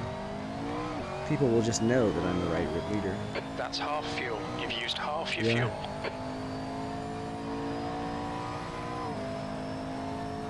Sector 3 is 0.5, that's cool. slower than your best. That's one of the things that's really missing from the educational system in the U.S. in a lot of cases is just exposure to foreign culture. Particularly now, like, that's one of the things that we have really lost after 2001 is our curiosity of the world, you know. Foreigners are now, yeah, so many people are just like foreigners are evil. Or foreigners are scary. Foreigners are not scary. Foreigners are human beings. And their cultures are vibrant and really interesting. And if we could get our society's head out of its butt for a while, Sector 1 is a 10th off your best. Cold tyres all round. we'd be a lot better off. Oh yeah, well, Portugal is just gorgeous. Yeah, they were sort of teetering on the brink with the Euro membership for a while, if I recall. It was like Spain and Portugal and a couple of other places. Even Italy was having issues. But most of those places recovered. Greece, I think, is the only one that's still kind of swirling the bowl in terms of economic strain.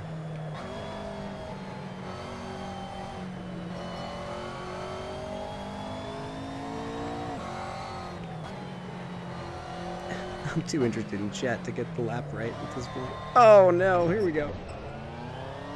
Did I just get floor damage, or is that...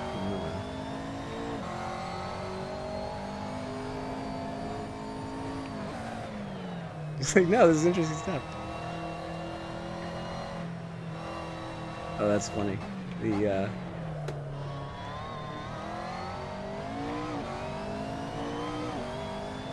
just, in general, like, our culture has gotten so trapped in That was fear a of 207.93. That puts you other 3.0 people. off your you know. best.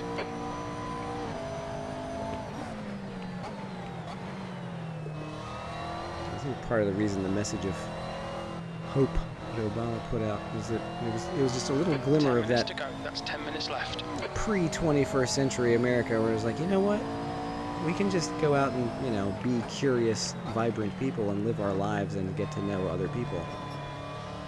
But now it's all about fear. It's all about, oh, be afraid of this threat, be afraid of that. It's like, why? Fear is the mind killer.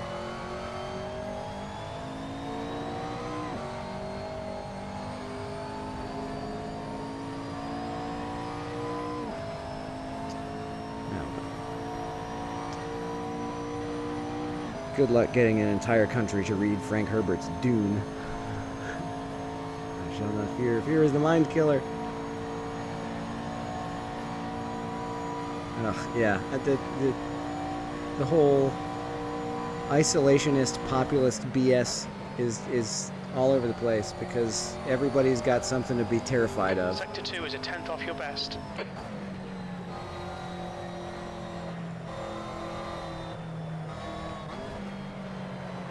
Everybody's afraid of something.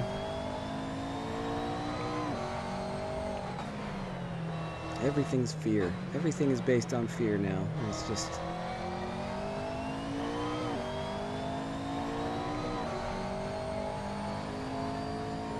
It's just disgusting to hear all these people who are supposed to be running the country just trying their best to scare people into voting for them next November. You know.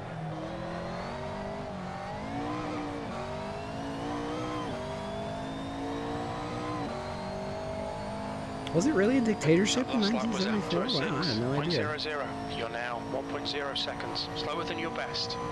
Shows how good my American education is. I didn't even know Portugal was a dictatorship in the 70s. I know Spain had Franco. I didn't realize Portugal was in the same boat. I learned something today.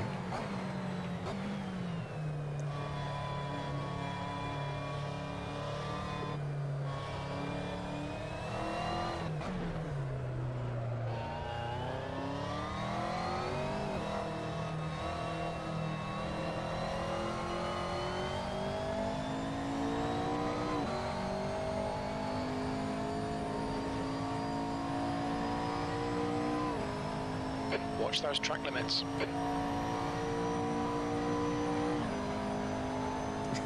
Whoop. Oh, yeah. Communism, brrr, now it's terrorists, brrr, and the terrorists we really have to deal with are the ones we elected. Oh, well.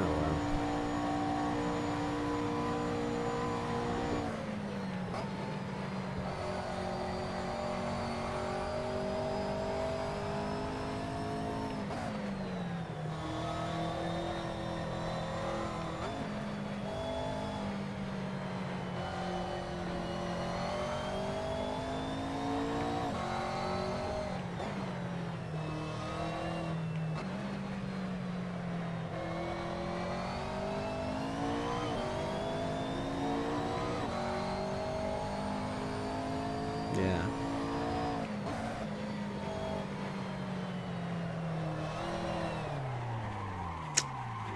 And around it goes.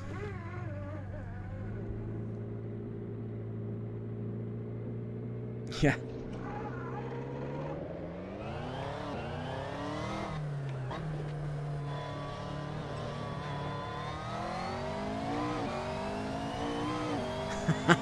Nice. Oh, we're neutral. We'll play for both. Neutral doesn't mean you're out of it. It's like...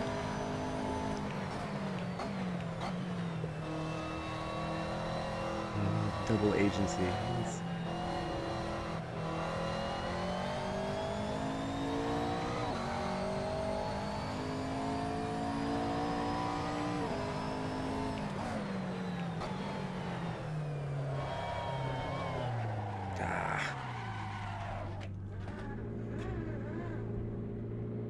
Nice. Well, yeah, like Ian Fleming was an actual agent, right? Of the UK government, and so a lot of this stuff was maybe not autobiographical, but at least based on actual wacky stuff he saw as an agent. Oh God, I hit the curb and around it went. 5 minutes This is remaining. ridiculous. 5 minutes left.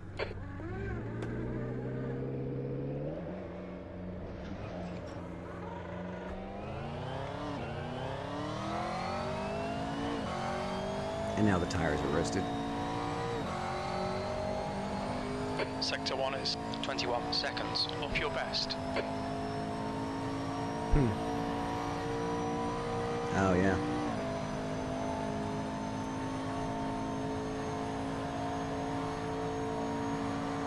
Yeah, well, there were a lot of people fleeing Europe in the 40s, with good reason.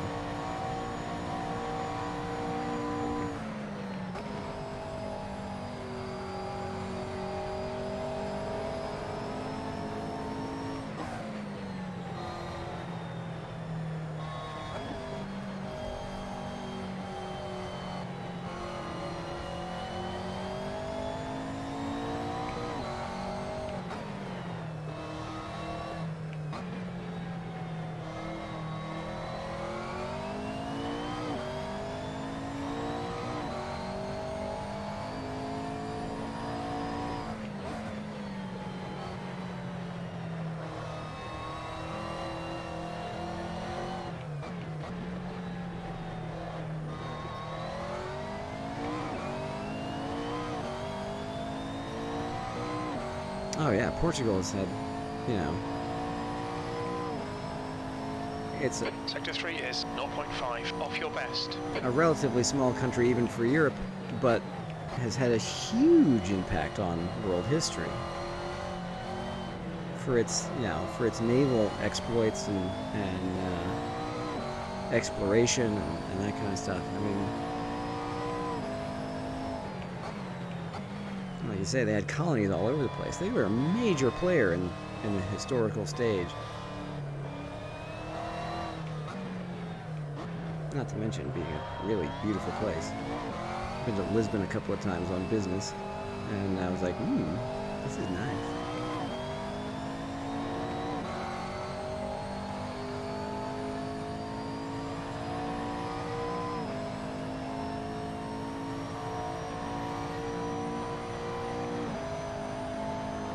Yeah.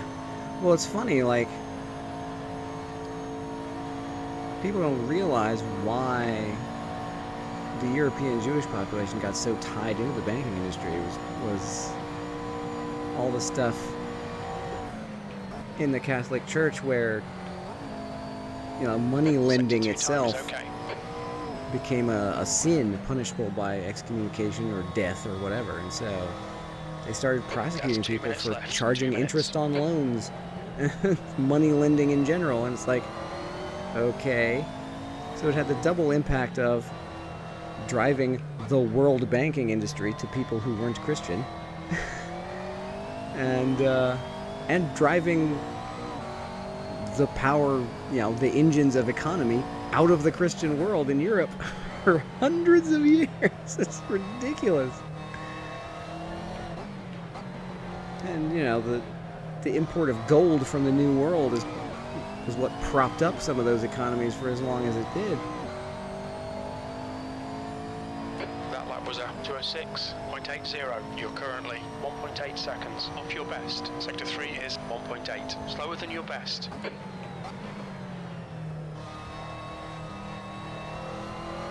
There is such a thing that even in Elizabethan times, like, you know, the Merchant of Venice, the Shylock character was the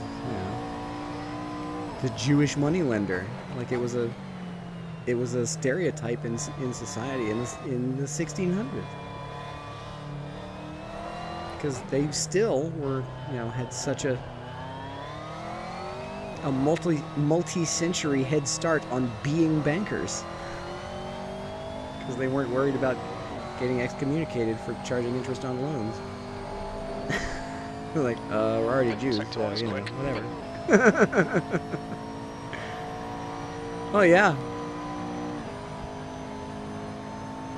So yeah, there's the history of all those peoples is so intertwined, and people are like, oh well, you know, I'm British, I'm Portuguese, I'm this, I'm that. It's like, yeah, okay. But, you know, all those cultures and peoples and populations are tied together. Sector 2 is 0.30, slower than your best. That's the So end of the much session. P1. more tightly than any of them would care to admit.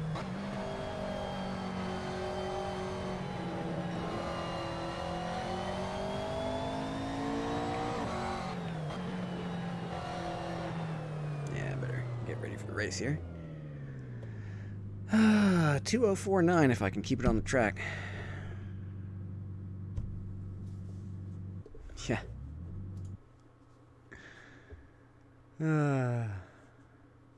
Oh dear. Yeah. And that's the thing, like, those expressions survive way after the we have idioms in English that have survived lots of social reform and loss of prejudices and things, but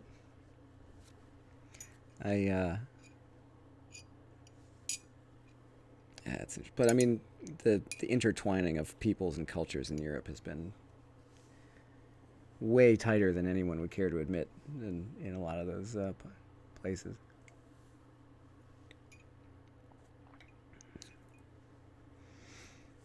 All right, well, I have been sitting in this chair for 2 hours, and it has taken a bit of a toll on me, so I am going to...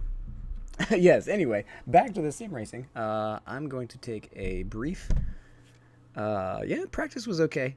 I'm going to take a brief real-life pit stop and be back for the registration to close in about 4 minutes. BRB.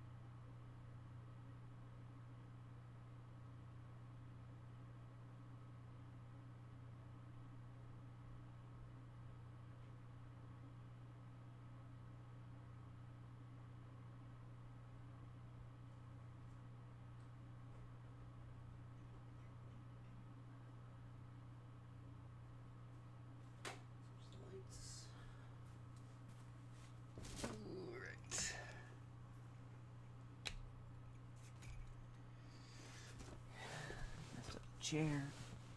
I need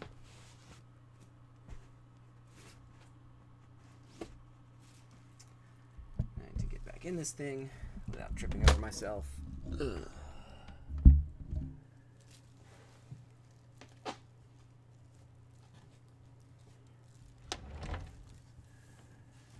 Oh boy. Ugh.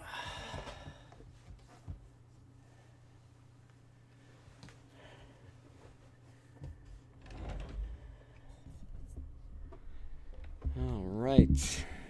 The microphone back. Get the headphones on.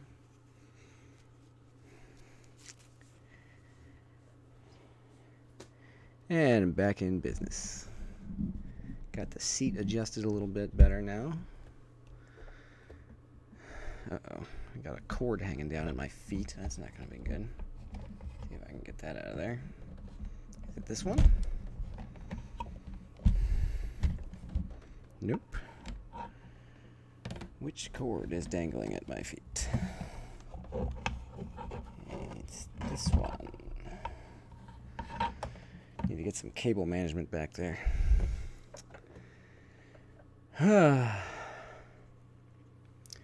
So, let's review.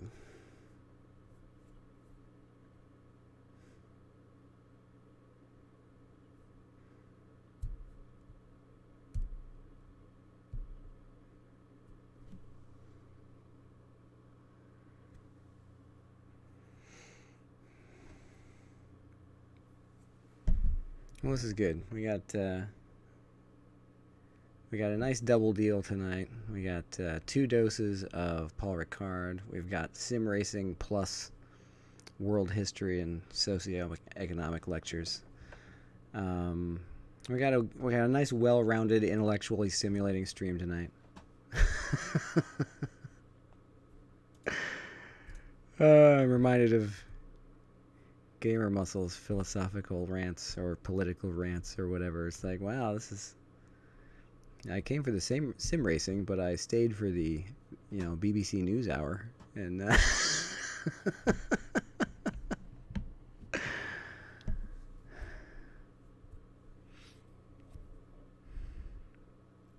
so who do we have in here? Aldo Godoy. He has been a cause of a couple of bent fenders on my cars, but we'll see how this goes tonight. Or is it Aldo or was it somebody else? The last name's familiar, but I don't want to disparage the guy if it's not the same guy. Welcome back. Just getting ready to the race. Less than a minute now until sign-up opens, or until the session opens. Fernando Silva, who I think won the previous race. Stefano Ricciuti, Luis Ruiz, and then me. I'm 4th seed in this race, unbelievably. I don't think I'm going to finish 4th. I'm going to turn SRS skin back on because I want to see everybody's custom liveries that's using one. And then I'll turn it back off when Shaders Patch freaks out. Do we have any racing liveries? We have Fernando. We have me. I'm not sure about that one. Well, we'll see. A lot of these are off of Race Department. Yeah, consistency has got to be the plan, because pace isn't. I just have to keep it out of the wall. I almost managed a clean race at CTMP, but I don't think I had any. I had at least one mishap in every race last week, which was really frustrating.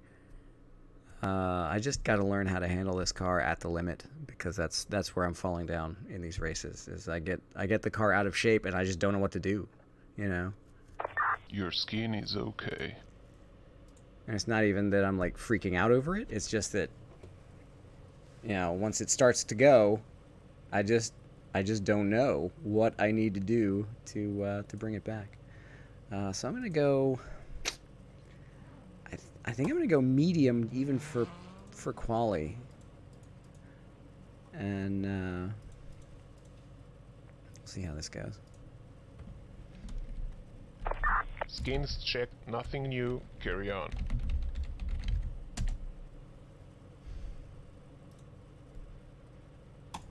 Okay, well, if Skins found nothing new, then it's probably also not going to freak out.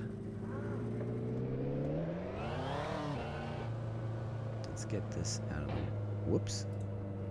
Well, that was brilliant. Oh well, it's just practice.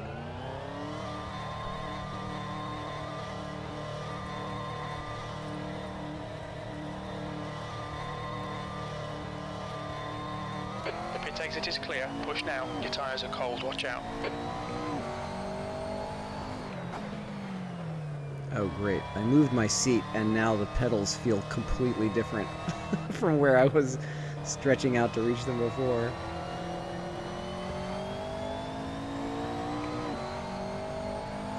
boy.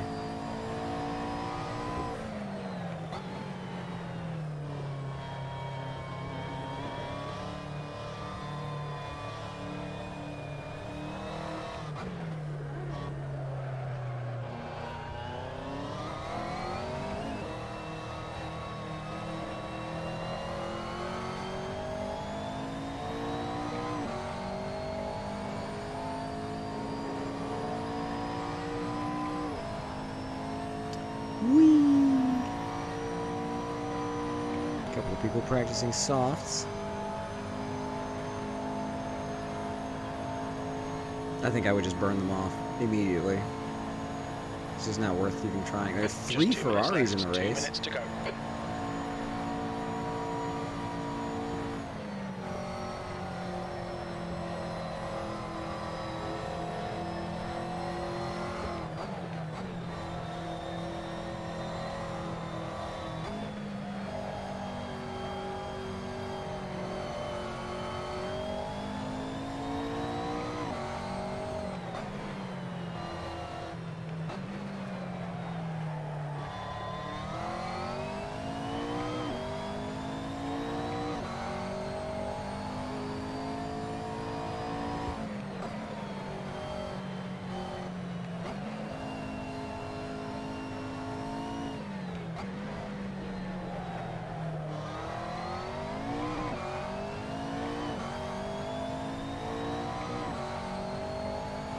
Am I the only Macker?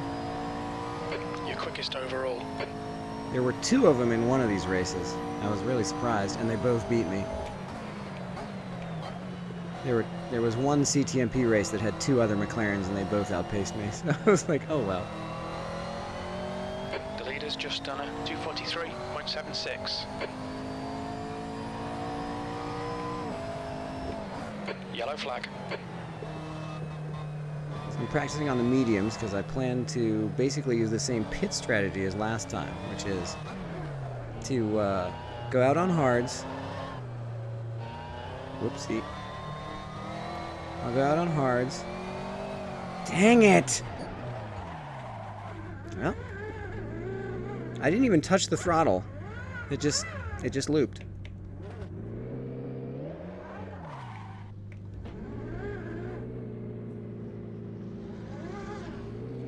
Yeah, man.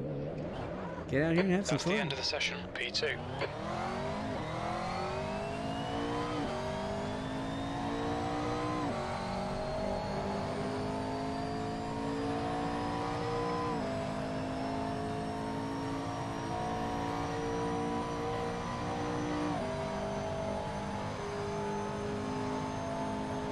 And the thing about being the only car, like the only McLaren in the field, is that there's nobody else I can watch to like learn driving dynamics because all the other cars are different.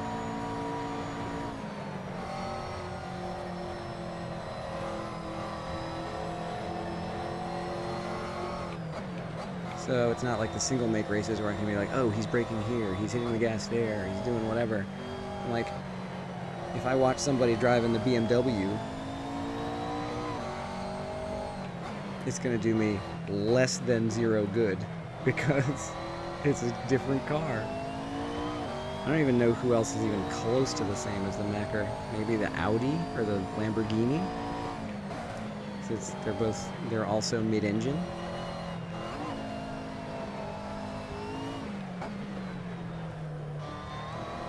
Looks like everybody else is having some troubles with the track too. Practice pit in. Watch your speed. And I have almost the last pit box. And this guy is in my pit box.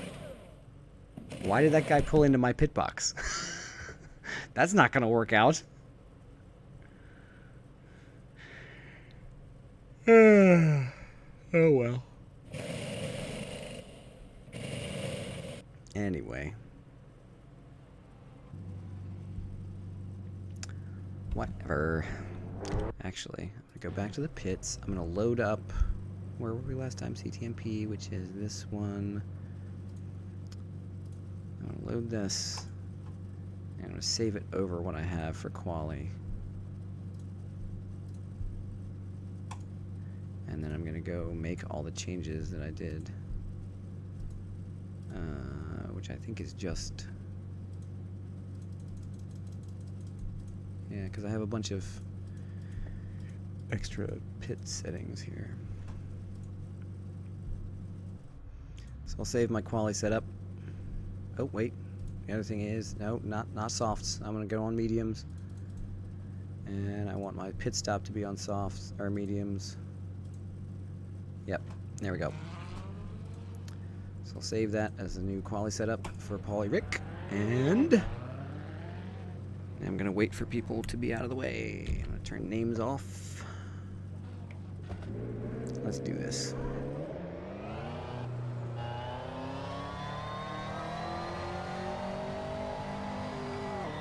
Turn the lights on because I like racing with my lights on, because why not? Why do we run shaders patch if not to have pretty lights coming out of our cars? Clear. We've got 19 minutes to set a lap. Yellow flag, keep your wits about you, mate. Take it easy, you've got cold tyres. Now, let's see if any of these people take it easy on their outlap instead of crashing into each other.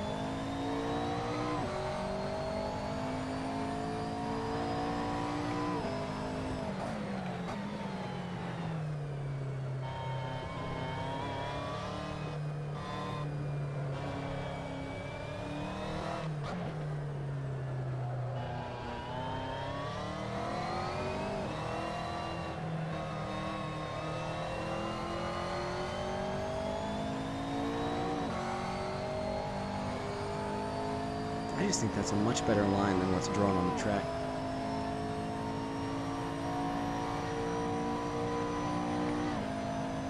That's what I'm hoping. I mean, there are only 12 in here anyway. As long as I don't just get punted off the track and pick up a boatload of incident points, I should be good. Ooh, I'm gonna pump up 6th gear again.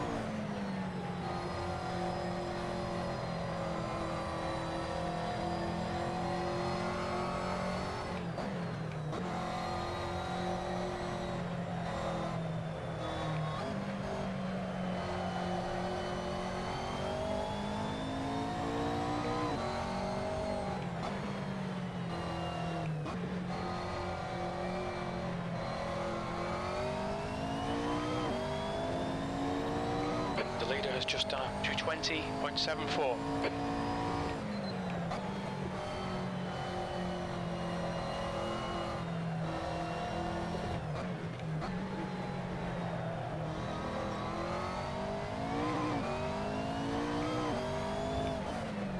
Might as well practice pit entry while I'm here. In the pits.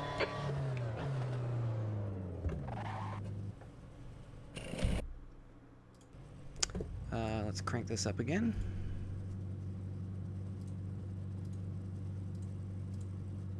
Actually, let's load this and see what this is set to. 3530. And this is now 3531, so now it's the same.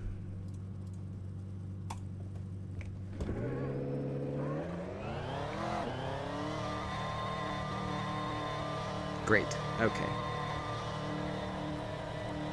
Yeah. Well, this is a mod track, so it may be that the ideal line thing is just all clear on pit exit. bogus. You can push now. But I need it as much just for navigation as anything else. Like, where does the track go? I'm kind of starting to learn it. But I just need that extra visual clue, you know?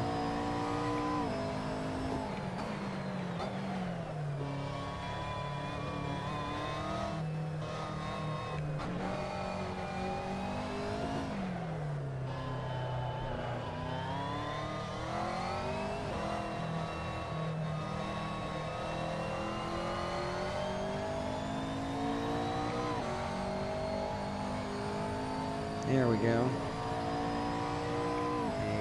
P12. Sort of sane exit there. Oh, really? The leader's just done a 201.48. The leader has just done a 159.66. Oh boy. I'm gonna have to calculate my fuel for the race.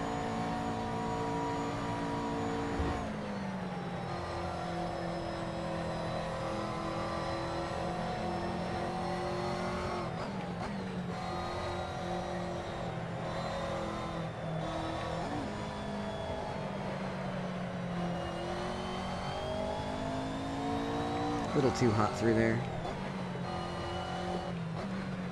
15 minutes left. So I need to get 5 laps in here and then go calculate my fuel.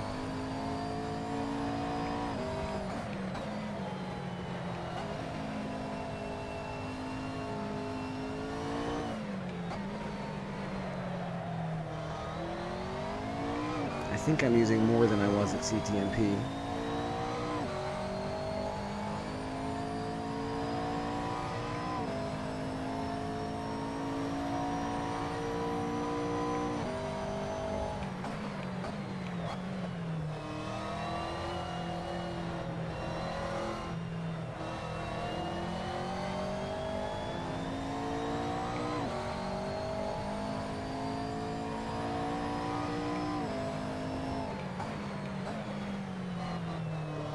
Uh-oh. Nope.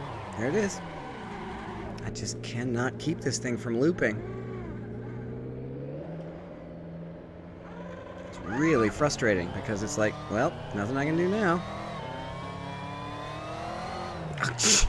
What was that? Half throttle in 3rd gear at 40 miles an hour and it just spins. Yellow flag, caution. Yeah, thanks, Jim. The yellow flag is for me.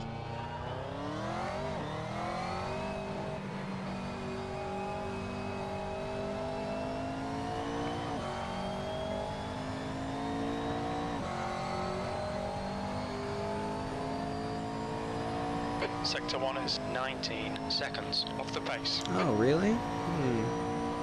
Maybe if I stopped doing ballet in T3 and actually raced around the course, it'd be a little faster.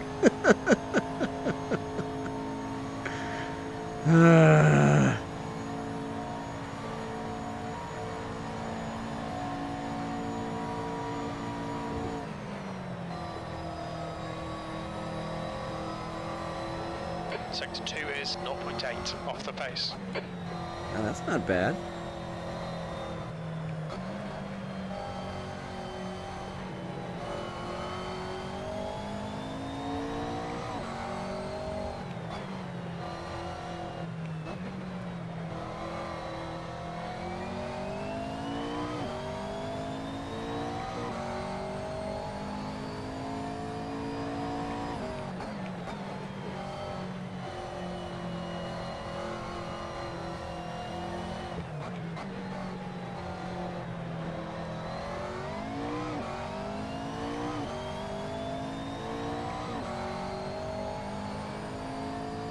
You've just done a 221.70. Yeah, great.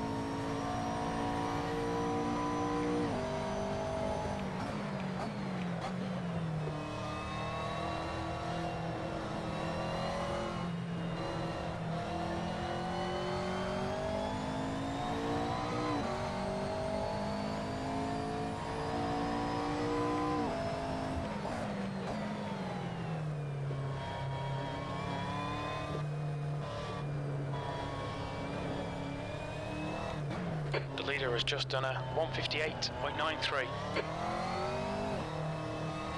158. Unbelievable.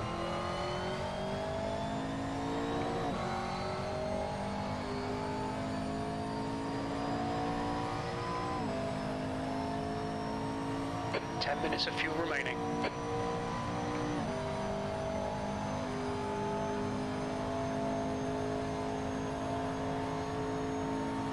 Ooh.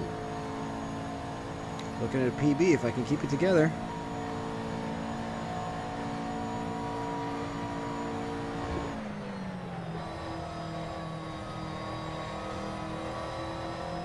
Sector 2 is 0.5 off the pace.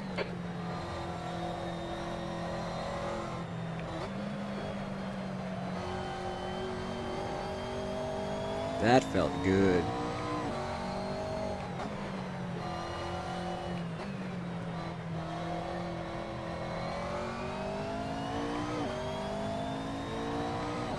I love the sound of this thing. I don't know how accurate it is in terms of the real sound of the in-car of a McLaren, but it's convincing enough. Look at that. Second off of PB for a qualifying time. That's the right time to do it. Now 4.8 1.8 seconds. Off the pace. You've just done a I'm still next to last. 72 P11. You've got 10 minutes left. 10 minutes to go. This will definitely be an attrition strategy. Just be there at the finish.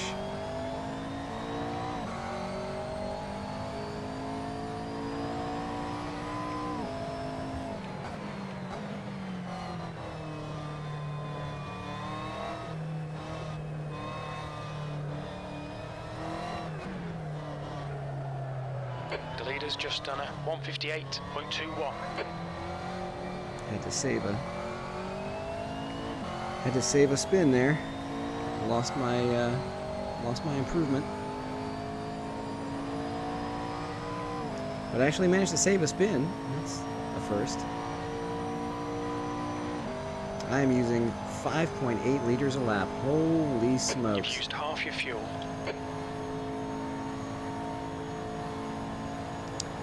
Welp.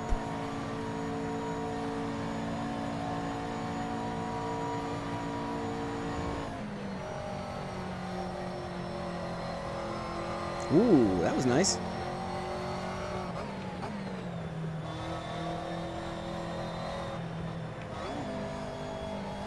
I just kind of yeeted it in there with no expectation that it would make it. And it did. Oh, nope. Can't save that. This isn't the Primera. You can't just stomp it and save it. Stewards have warned us for cutting the track. Yeah, They'll delete yeah, this shush, lap. Jim.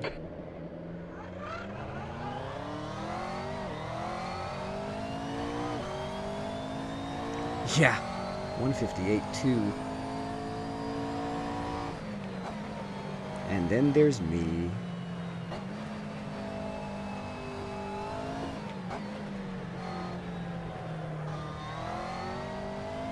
I'll try one more lap.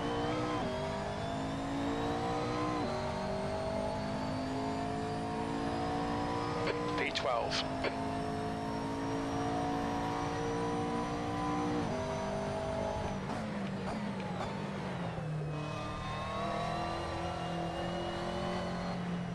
The leader has just done a 157.87.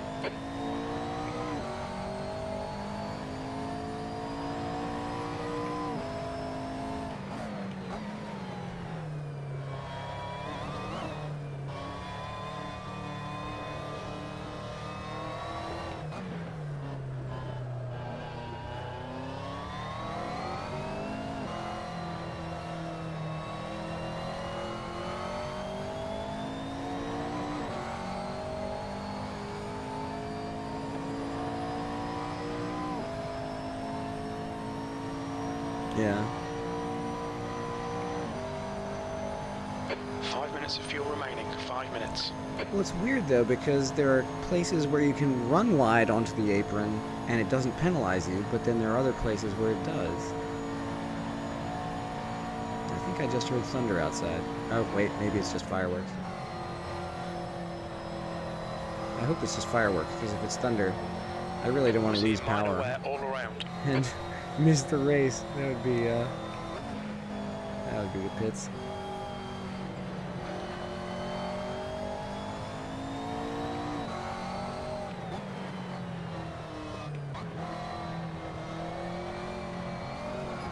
No. Ah, I threw away 7/10. Dang it. Maybe I'll find it again in the race.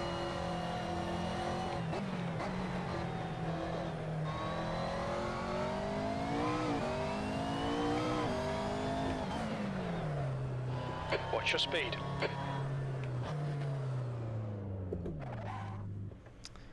Alright, so I am The using leader has just done a 157.54. 5.8 liters a lap. We are going for an hour and turning just under 2-minute laps. So 60 minutes divided, so 30 laps. If I plan for 31 laps, I mean, we'll skip one for the pit stop. But 31 laps, not divided by. I want 31 times, no, poop. Silly calculator. 5 minutes remaining. 5 minutes left. 31 laps times 5.84 liters a lap comes out to what? 31 times 5.84. Yes, my number pad 2 is bound to the wipers. Okay, 181. So if I have a capacity of, I need 181 liters to finish the race. I have 125 in the tank. So that leaves me with 56.0 that I need to take in the pit stop. So let's crank this down to 60 because I want to be super conservative here. I really don't want to run out of fuel when the race is over. It's like, yay, I finally made it to the end of the race, and oh no, I ran out of fuel. So let's do that. Leave the gears the same. I like having them close so I can accelerate out of things. Hard tires to start at minimum pressure. The leader has just done a 157.41. Maybe I'll crank the pressure up for the medium tires. The leader's just done a 157.30. Just to,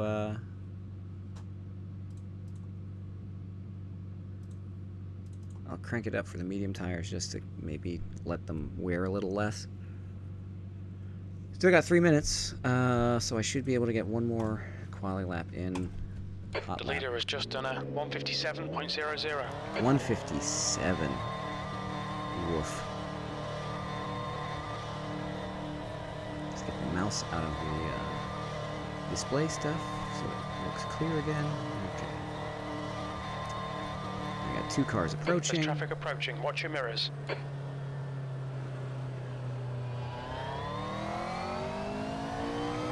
I don't want to spoil anybody's actual lap, except that I did anyway. Yellow flag. Watch out.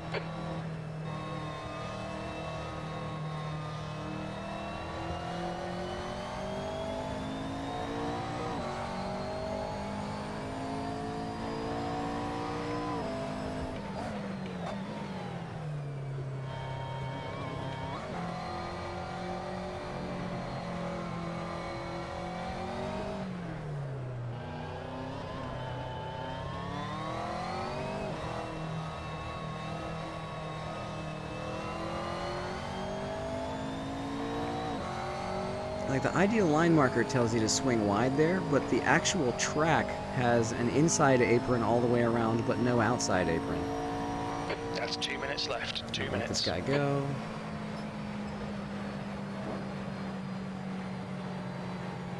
I'm gonna let this guy go, if he'll go.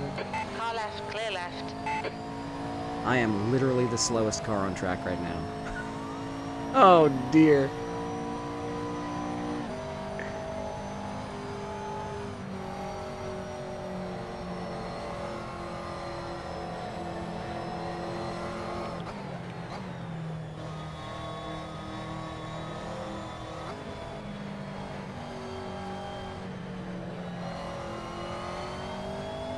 The leader's just done a 156.32. 156. Wow.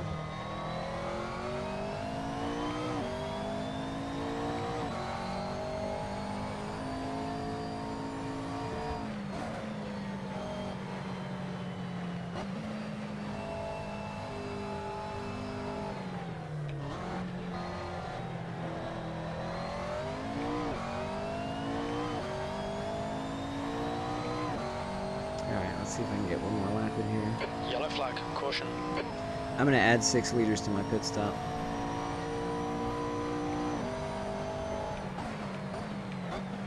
Because at 156, I don't know if they're going to do an extra lap.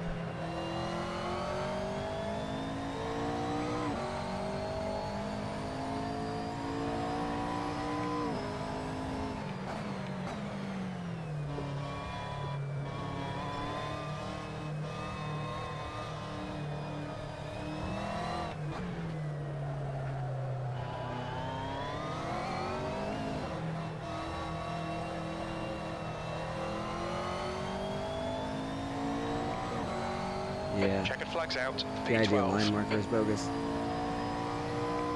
Sector 1 is 3.2 seconds off the pace. Sector 1 is 3 seconds. That's where I'm losing all my time? Is in Sector 1? Oh, dear.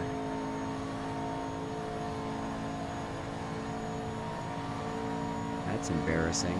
3 seconds off in the first sector alone.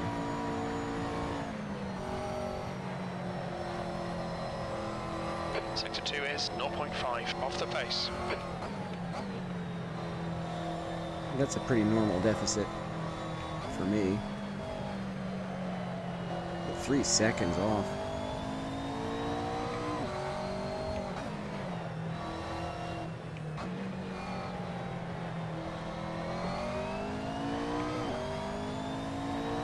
Hey, look at that. I'm going to get a 202 here. If I don't F it up.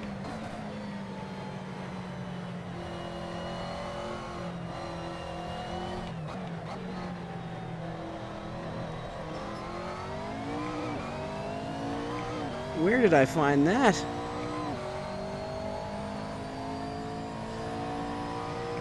Wow. Sector 3 is 2.7 seconds off the pace.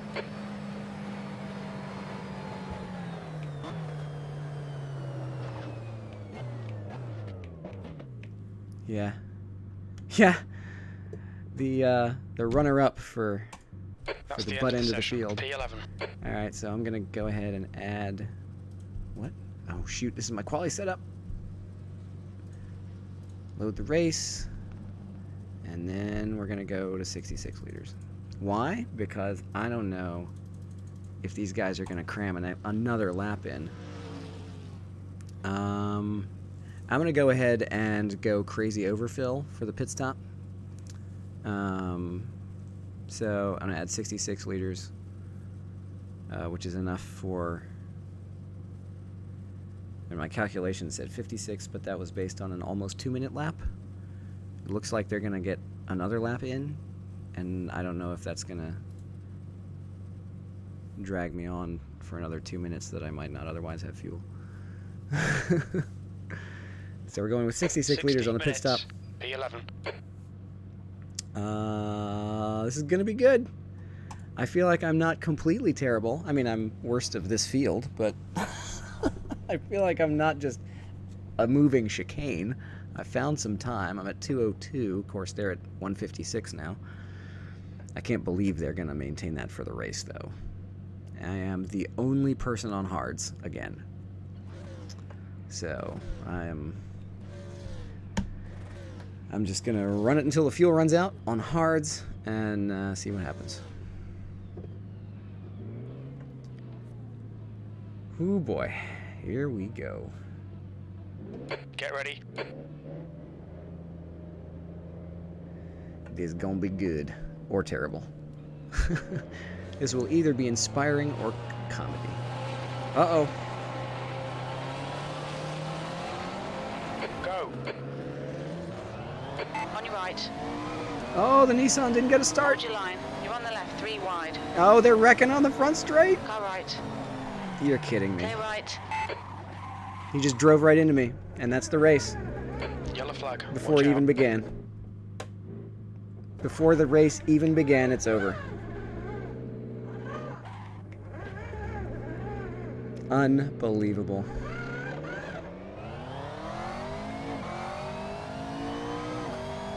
Wow. Well, here I sit with 2 or 3 incident points in last place. And I hadn't even taken turn 1 yet.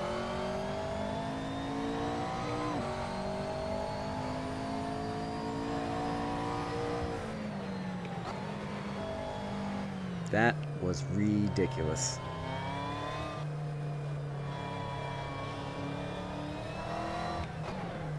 Wrecked on the front straight, and then the guy who didn't get a start just drove right into the side of my car.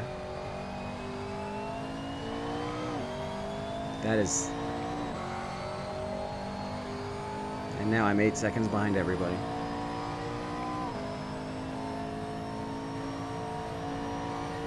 The gap in front is increasing. It's now 7.8 seconds. Yeah, he just drove right into me. I was checked up to avoid the other guy, and he just drove right into me. Yeah, 12-person race, and 3 people wrecked out on the start straight. Yellow flag. Oh, shocking. More incidents in this section.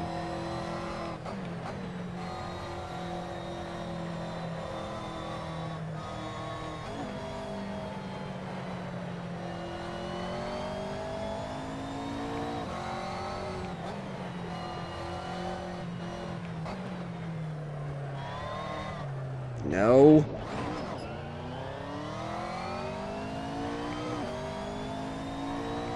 Even at that speed, the car started to spin.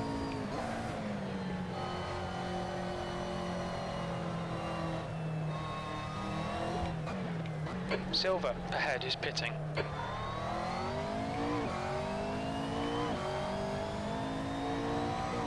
So I've got front splitter damage. P9. P9?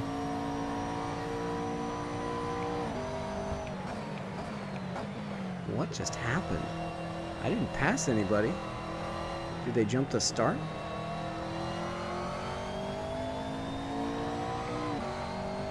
What is going on in this race? There's a rage quit. There's 1 spot gained.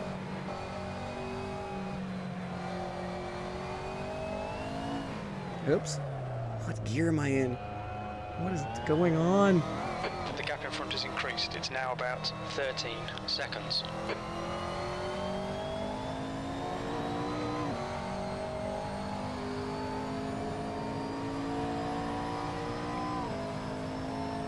Oh, Nuno Silva was pitting, The not gap to Fernandez. Lima behind is increasing. It's now 13 seconds. Yeah, Lima binned it.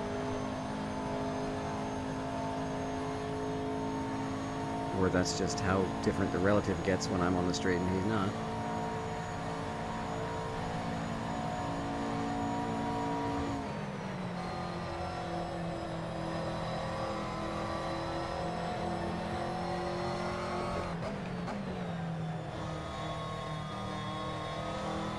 The leader has just done a 158.05.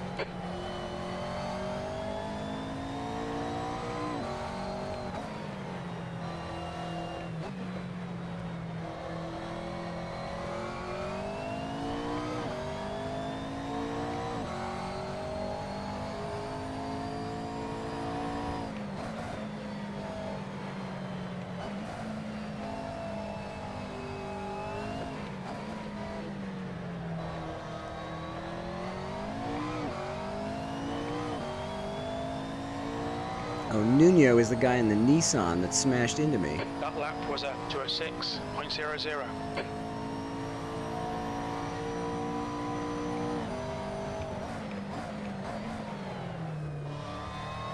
Missed my brake point. Recovered.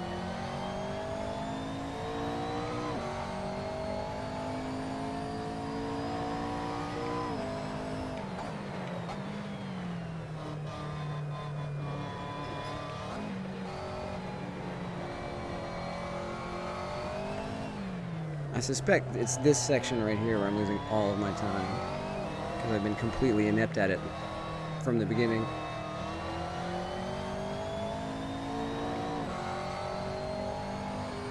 Your tyres are cold, watch out.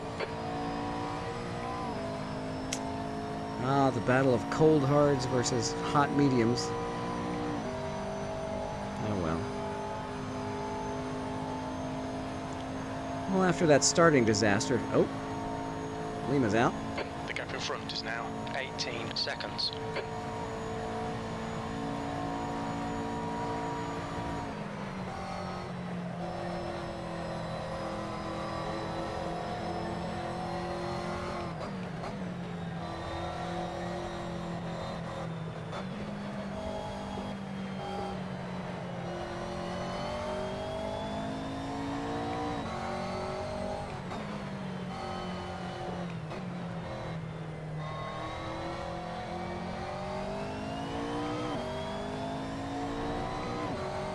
If I can keep turning these 204s, I'll be happy.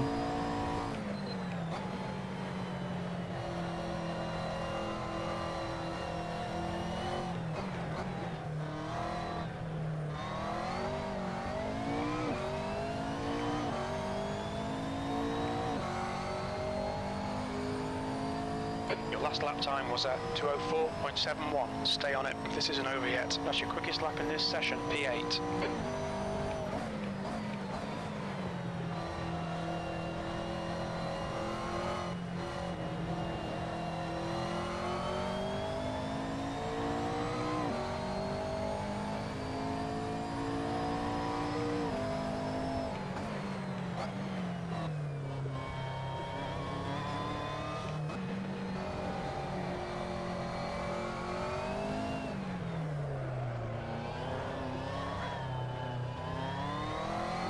Caught a spin there.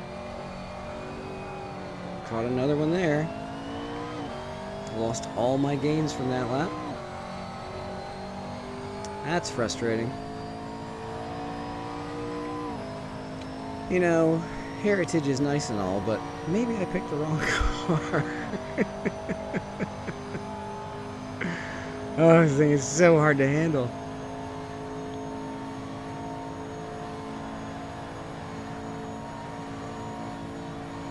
Yeah, this is just an attrition The race at window this opens point. in 2 minutes.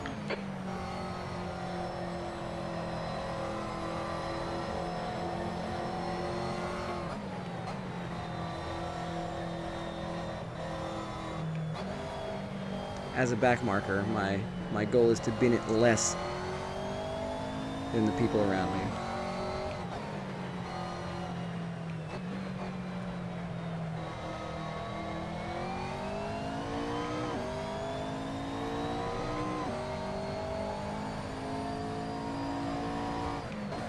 And just make up positions that way by being consistent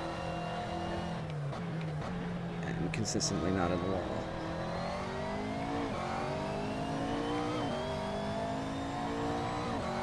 So let's start doing that.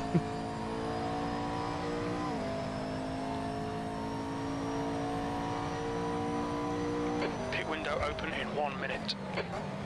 I think part of it is that I've chosen to go on the hard tire, and they just take a while to warm up. But also, like, I don't know. Every time I look at the throttle funny, I get oversteer and spin the car. And I've done all the setup tuning I know how to aid in that, in alleviating that.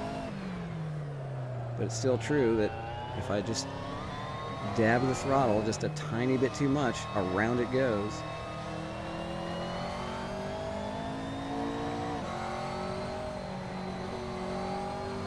Had to check up there.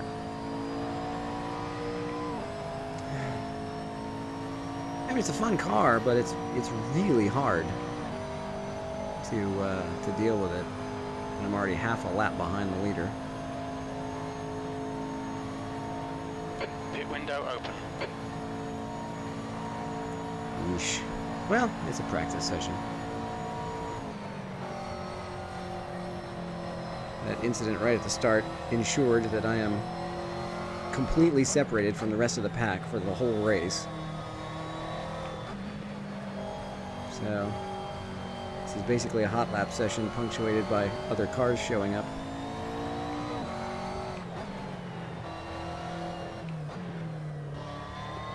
To lap me, that is.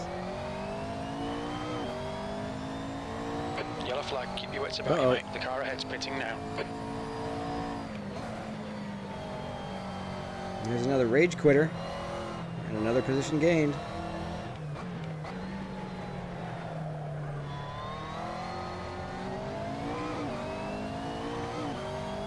Okay, maybe if I just see the checkered flag, that'll be enough.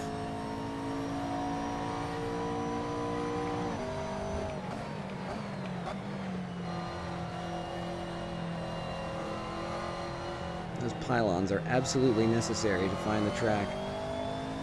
There's just not enough elevation change or features of anything to just see it.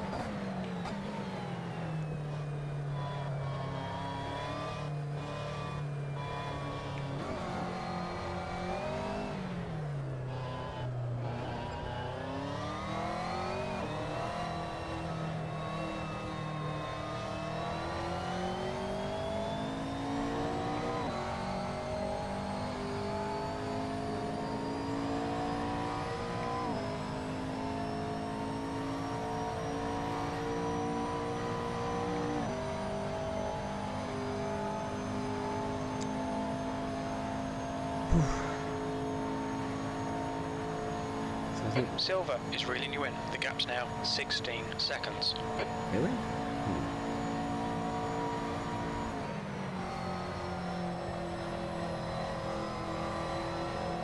That went well.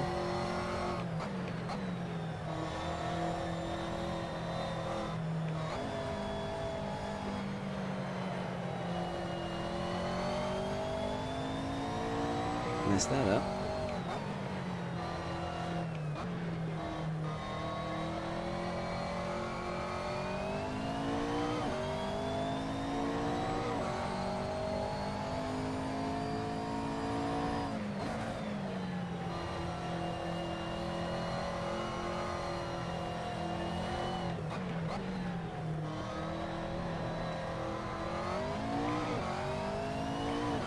You basically can't step on the throttle while the steering wheel is turned because you just spin. Focus on the exits. We can go faster here. E7. Yeah, thanks, Jim. Somebody could go faster. Remember what team you're on, buddy.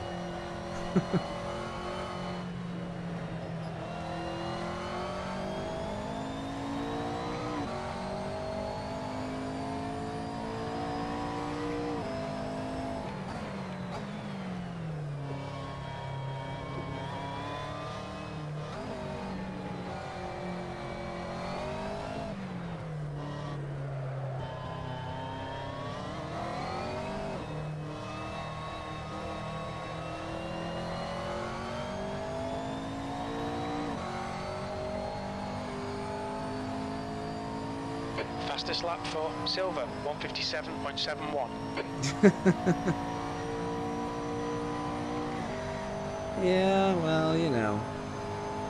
The guy who runs crew chief hasn't exactly felt the need to record a Pasha name sounder yet. Maybe if I stream enough and catch his attention. Sign a petition today. Get my name onto Crew Chief EX. Oh no, don't give me a penalty, stupid game. Thank you.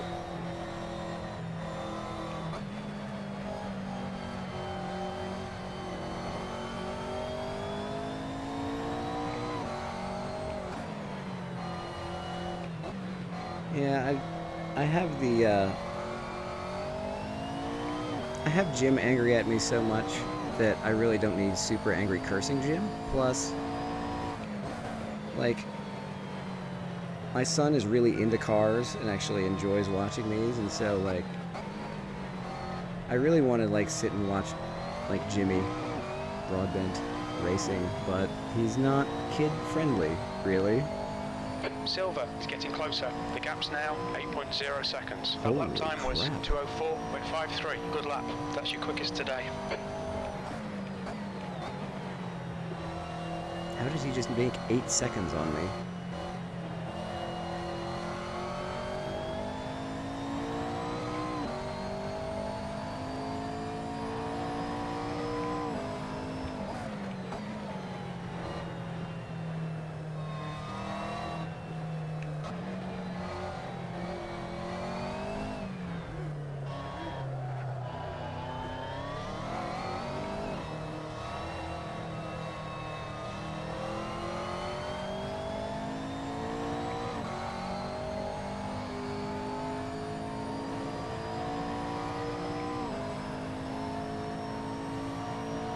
Oh, nice.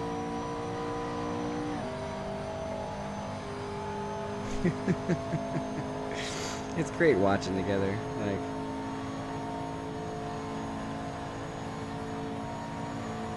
I remember weekends watching racing with my dad when I was a kid. Well, both my parents, really, but you know, honestly, I don't know which one of them was more into it. Now that I think about it.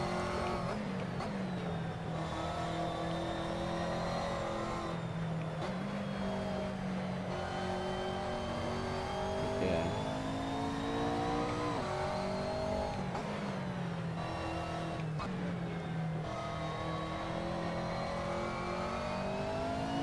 I think that's where parenting really hits its stride, when you can get kids interested in things that you're interested in and do it together, you know.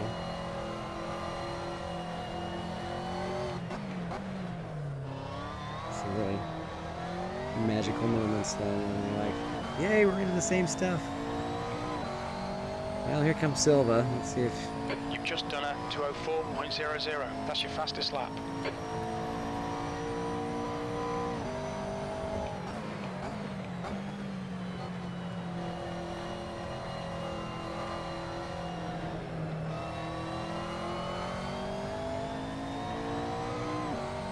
If Silva's truly faster, let's see if he can pass me without punting me off the track at this time.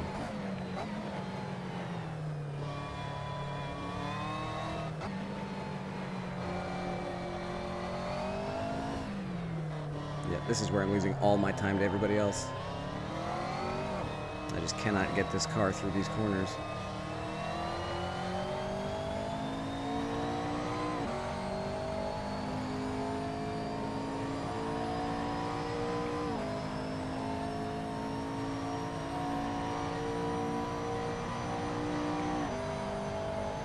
Berger was always like second driver to so many people at Ferrari. Silva is closing you down. The gap has come down to 0.6. But like so many drivers now, like there's so many good drivers in F1 that are never going to see success because there are like 3 teams that win everything. Just keep it smooth, no mistakes.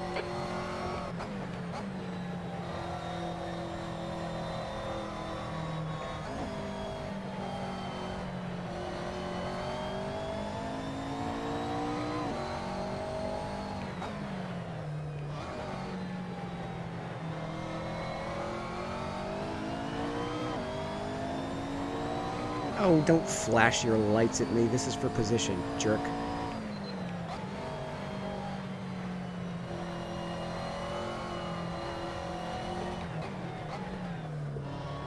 Yes, I brake checked him. Oh, suck it. Your lap time was at 2:04.11.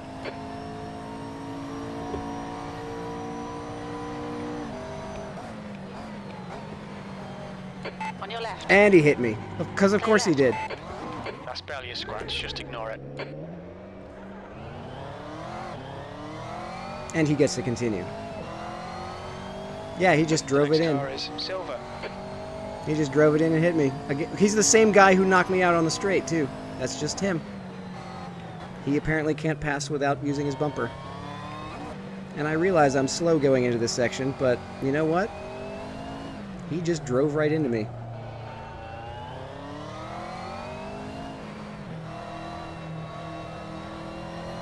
Flashing me the whole time and then drove right into me. Like that was his only intention. He never intended to do anything else. Yeah. The gap to Silva ahead is increasing. Yeah, let's It's pass now into 3.0. T1 where there's no room. He just drove straight into my car without hesitation, flashing his lights the whole time. Oh, and now he's typing on the back straight.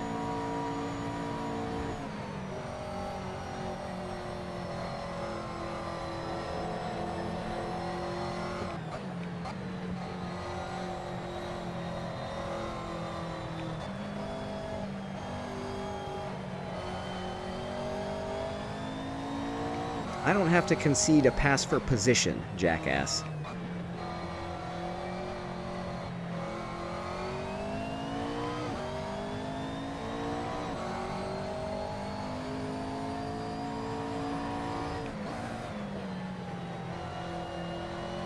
Now watch him bin it.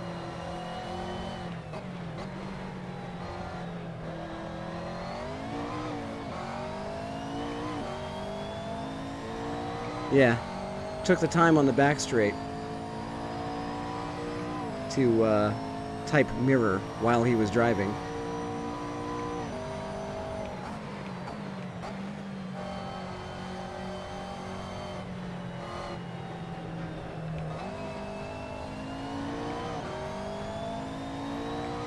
So that's 3 incident points already, at least.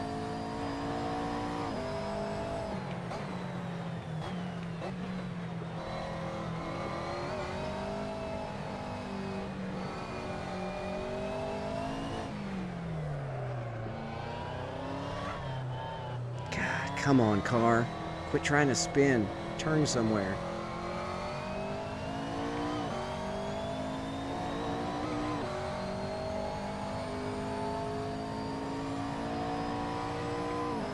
What a jacket.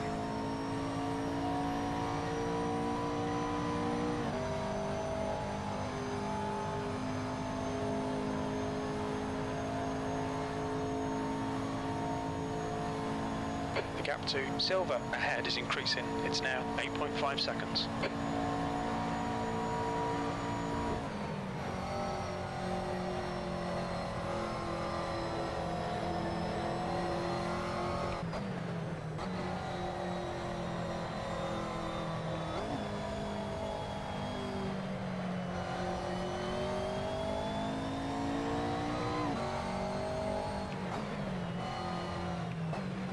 That's half fuel. You've used half your fuel.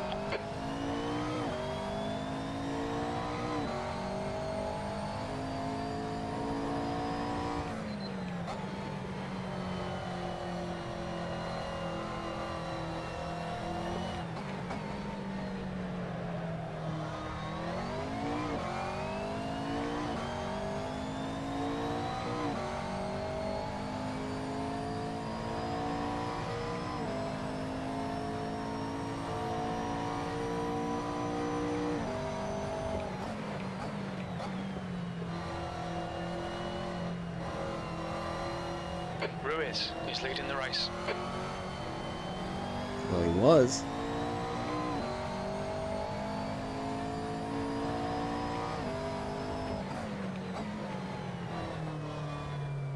I messed up my braking point.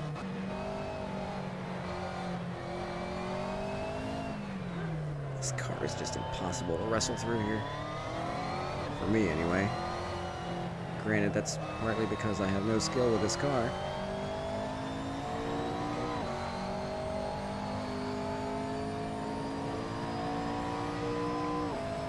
Oh well. I'll be lapped here shortly.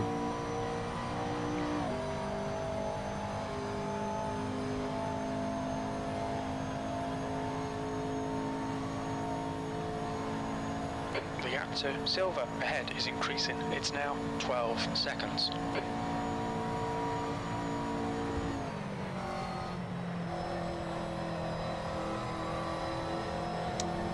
Well,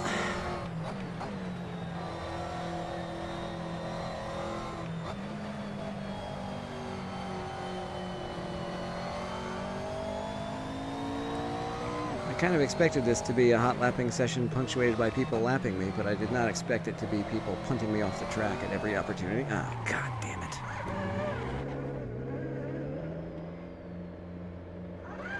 Oh, look, there's the throttle again, sending the car around. Yeah.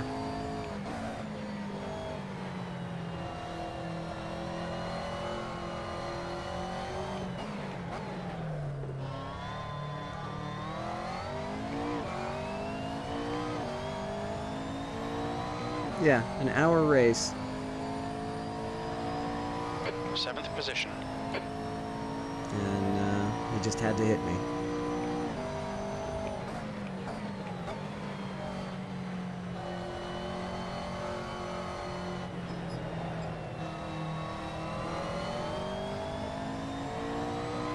The car behind is pitting.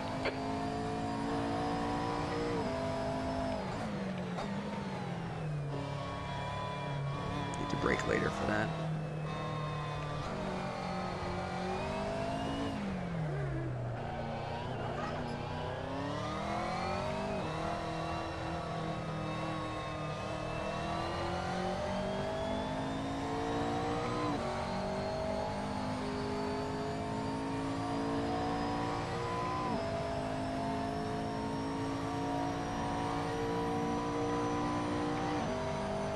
Yeah, I mean, there were so many safer ways to do that pass, and he chose to just drive into me instead.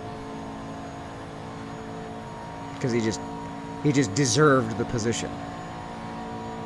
He was flashing his lights at me for half a lap, swerving all over the track, and then we got to the turn, and he just yeeted it in there.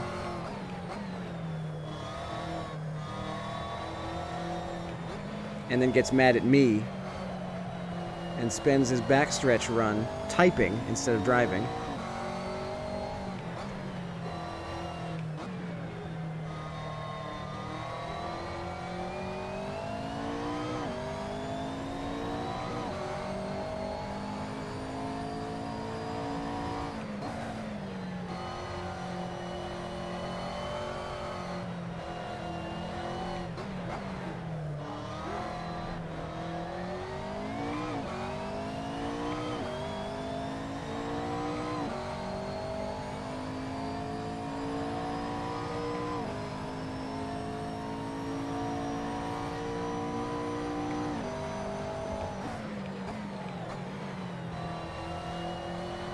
Yeah, I mean,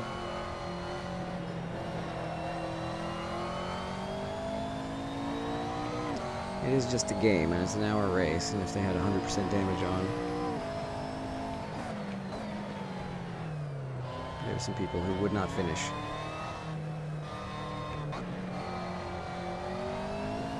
Like, I don't know if I would be able to finish, or if the other guy, like that front straight wreck might have knocked me out before we even started.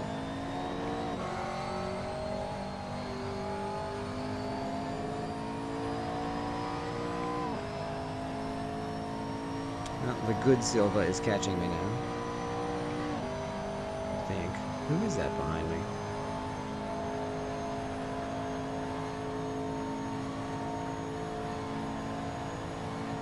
I don't know who that is, but it's got to be a leader.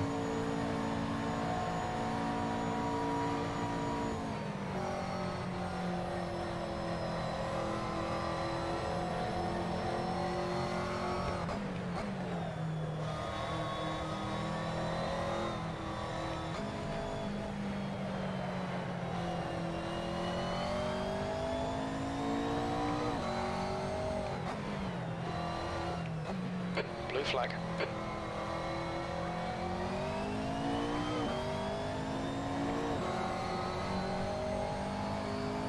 So I'm going to try and let this guy by on the front straight.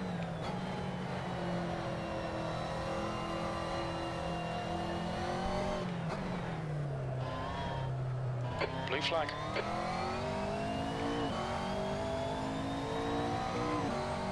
Well, he's not close enough. Your lap time was 2:03.81. Good lap.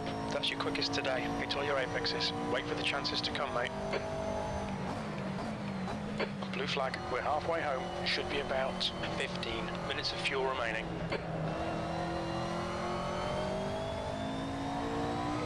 He's not close enough for me to let him around.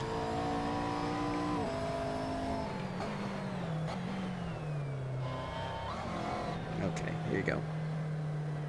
Go. Left side. Frickin' go. Clear left.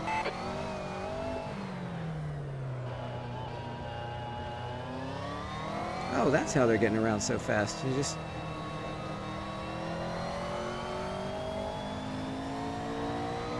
Well, that makes no damn sense.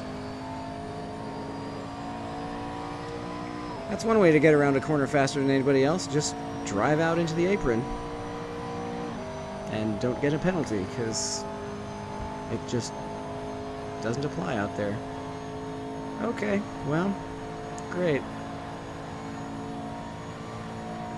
Good to know, I guess.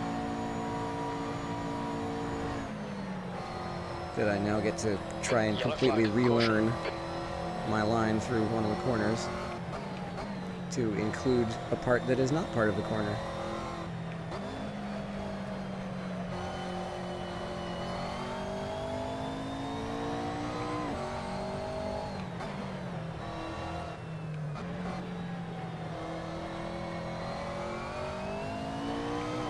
See, that's one of the reasons I like watching leader replays, is because you learn about stuff like that you might not have even have thought to try. Like, oh, by the way, there's no cut penalty out there, so you can just drive out there as far as you want.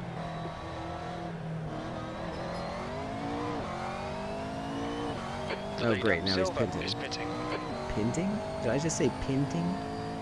Pinting.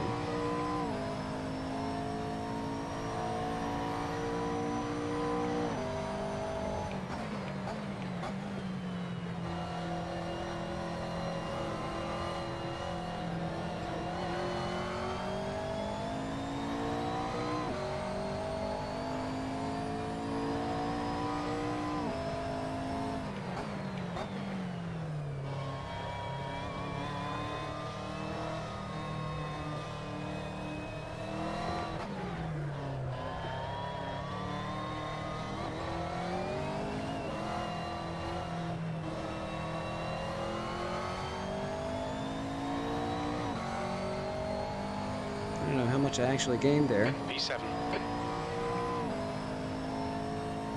Your front tyres are cold. Fun.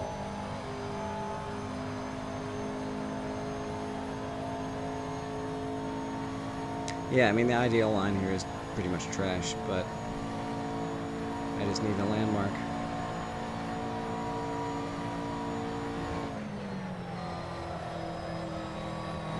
Little slidey there.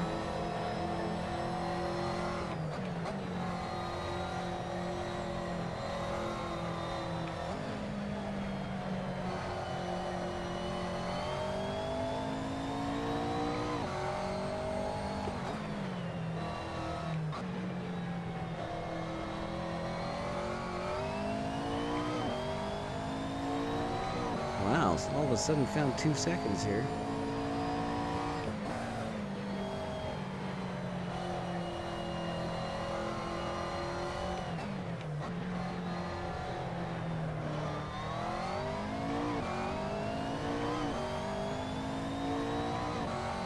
Alright, back over 203 or whatever. You've just done a 203.12. Yeah.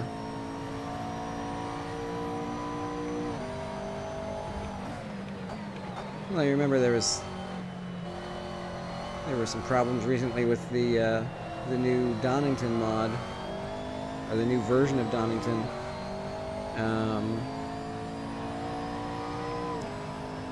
If you're doing the full GP course, where you have the extra section off to the left towards the end,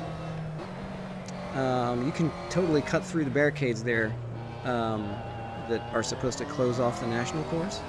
And there's no cut penalty. So you can cut like 10 seconds off the course and basically just run the national course on the races that are supposed to be using the GP course.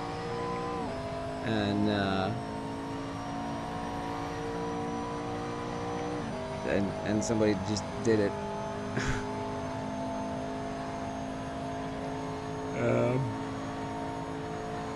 You have to pick your way through the barricade, but it still saves a boatload of time. You've got 10 minutes of fuel remaining. And I think the track has been patched since people started exploiting it on SRS. But still, there were several races where it was just like, meh. The track lets you do this.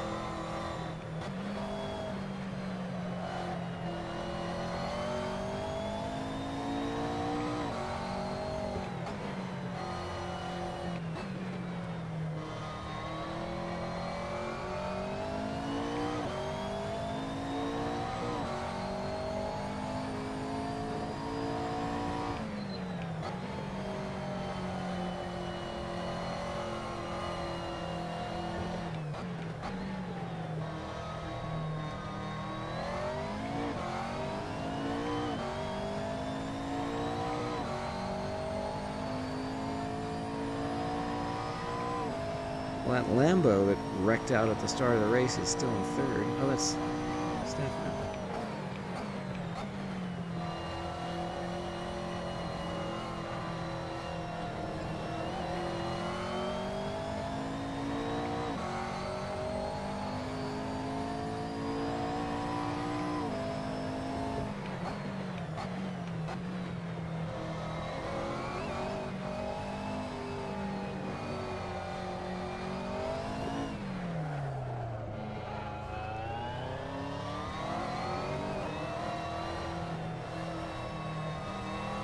This is where I'm losing all my time. I've got to figure out how to drive this car through those corners, because I'm losing seconds a lap to everybody right there in that sector.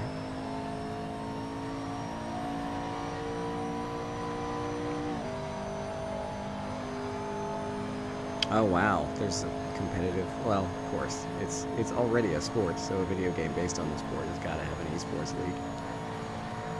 But yeah, any video game is going to have an exploit that you can. It's going to have some kind of bug that you can exploit.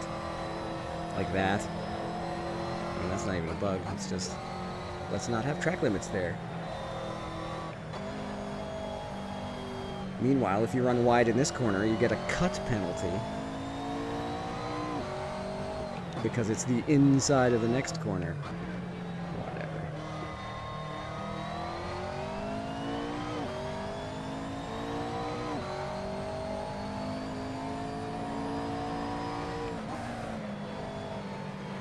Oops, too hot into that corner, and I'm spinning. And there's nothing I can do about it. All right.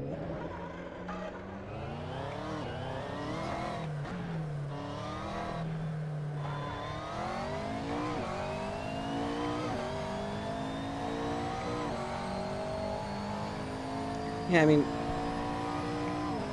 that's the thing about people who get so mad about these races, too. I mean, I get it. Auto racing is exciting, even when it's just simulated. And, you know, you're caught up in the heat of the moment. You got all that emotion and adrenaline and everything. But this is a game that we're doing for fun. And people just go so crazy and take it so seriously that they forget that this is a leisure activity that you're supposed to be doing for fun, instead of just sucking the fun out of it for yourself and everyone else around you, you know? Oh, there's the cut penalty. Okay. Be warned about track limits. You'll need to slow down if you don't want a penalty. Jeez. So I guess one blue stripe is fine, but two blue stripes is not fine. Great, okay. The gap to silver ahead is increasing. It's now 11 seconds.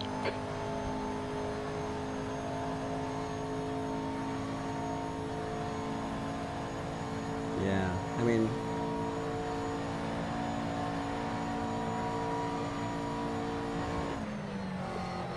I get the attraction of something like RSR, just the hot lap challenges, where it's like you don't have to deal with all the people.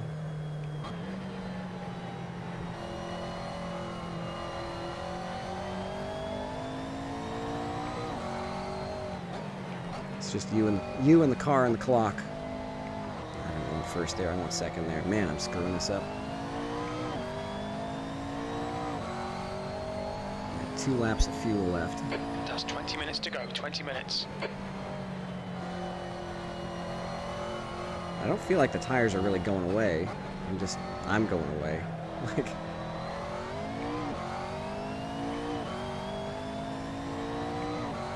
yeah. It's as much about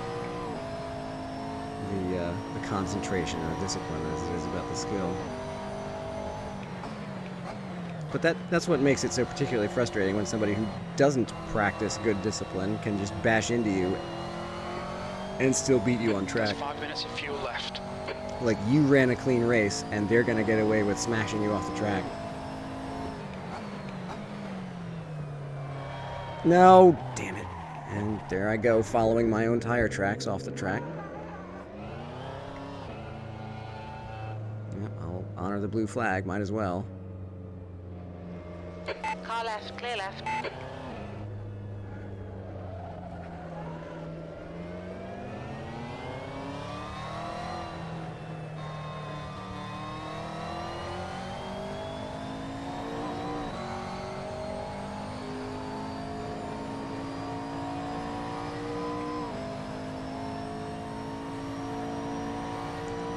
Yeah, I mean,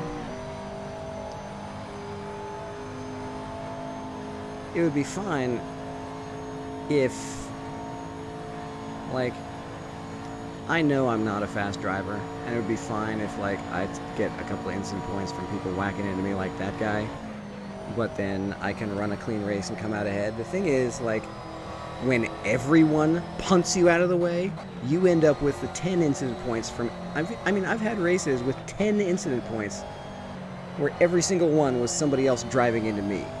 And they all had 3 or 4 or 5, and I had 10, because they all hit me. And it's like, why did I show up today?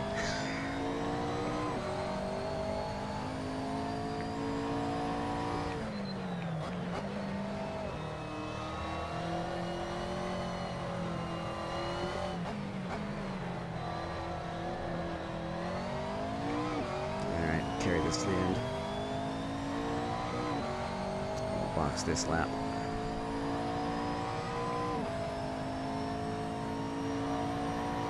Very little fuel left. Hit this lap, in this lap.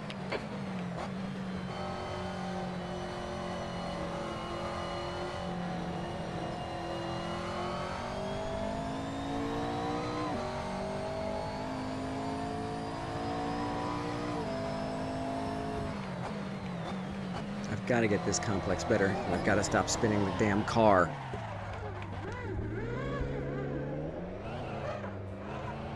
That's twice now I've come into this corner and spun and have no idea why. And now the tires are roasted, and now the car is just doing nothing else but spinning. Awesome. Oh, and now I get a cut penalty. Because I'm outside the You need track. to slow down a bit if you don't want a penalty.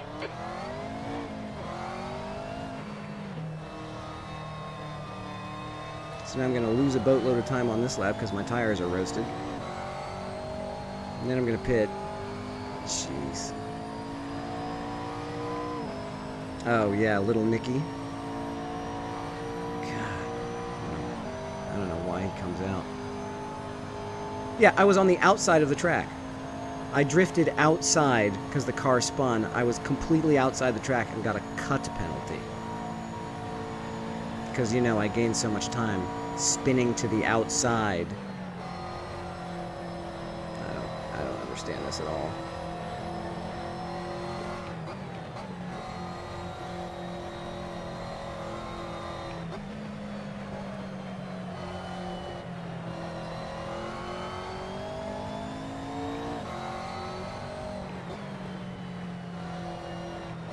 And I'm even going to lose last place on track because the other guy has already made his pit stops. And because of all the other crap that's happened to me, he's only 20 seconds behind me now.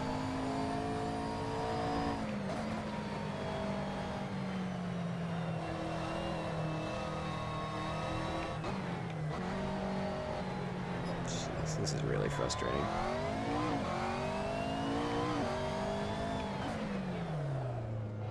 Look out for the pit speed limit. We expect there'll be no traffic on exit. On exit, we should be in position 8. A few seconds behind P5. I didn't get the body damage slider on, and I didn't 15 think minutes to left. change it.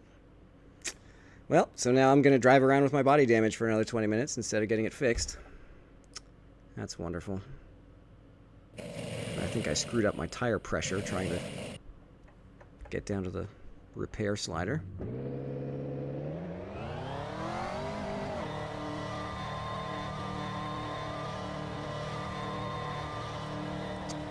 And there goes last place.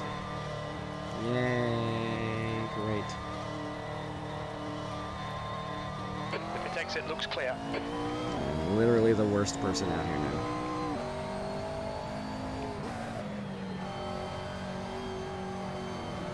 Oh, jeez.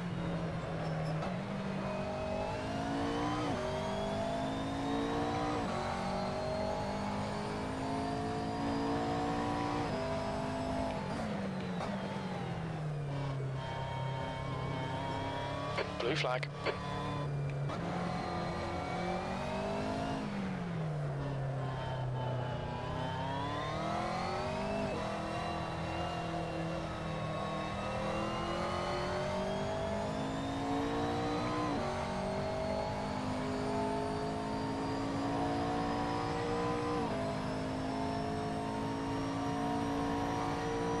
The gap in front is increased to 10 seconds. Jeez.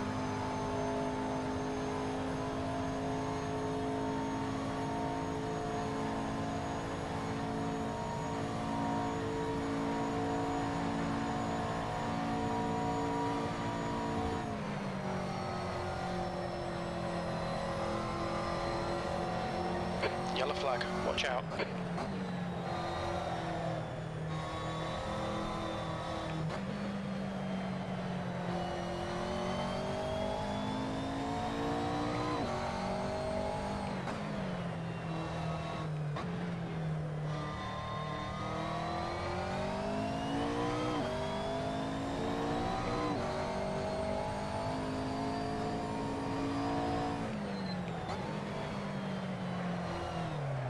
God damn, what is wrong with this thing? The car ahead's pitting. On your right, clear right. Right side, clear right.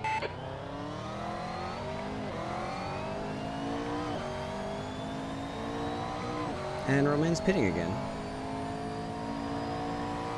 P7. Okay.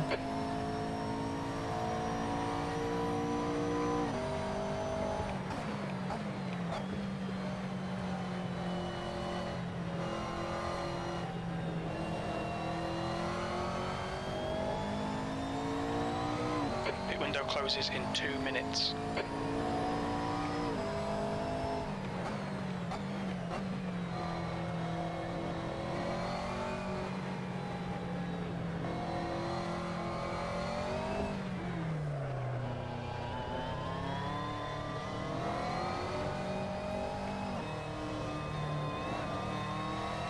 Yeah, that's where I'm losing all my time.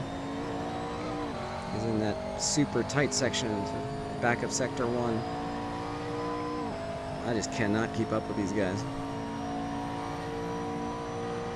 I don't know what Roman is doing, but I'll take it.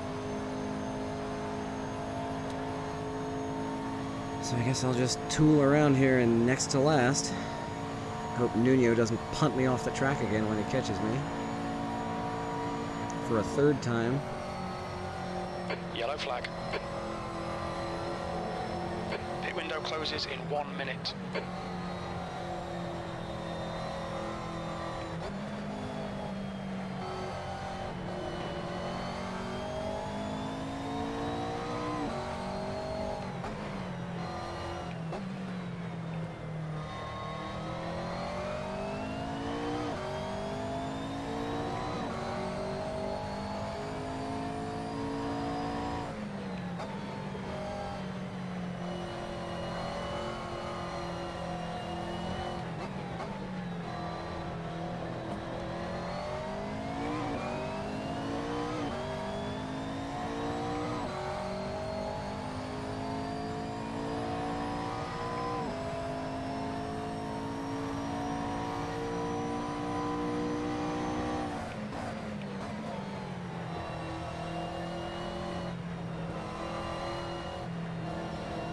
Pit window is now closed. 10 minutes remaining. 10 minutes. Come on, head up. Keep your focus further down the track. Silver ahead is pitting.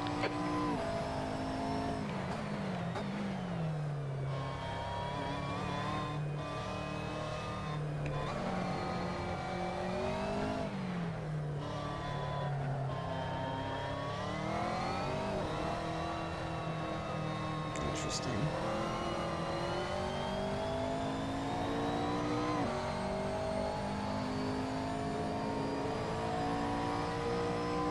I wonder if he binned it and damaged the car. Golly, what a shame that would be.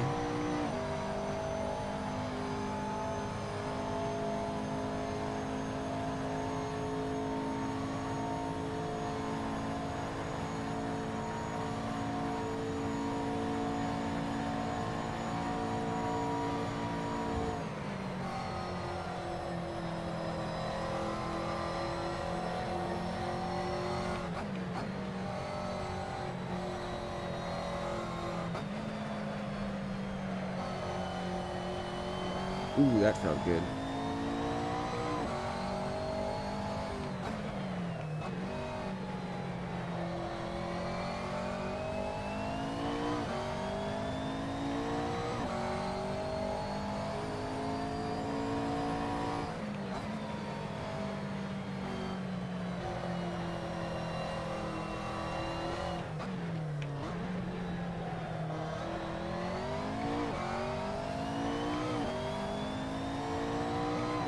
Medium tires are definitely faster.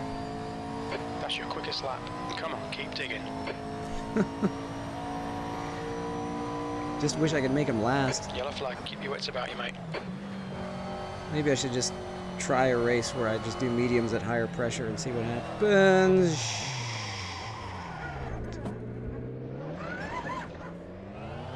What typically happens is the car just spins for no reason.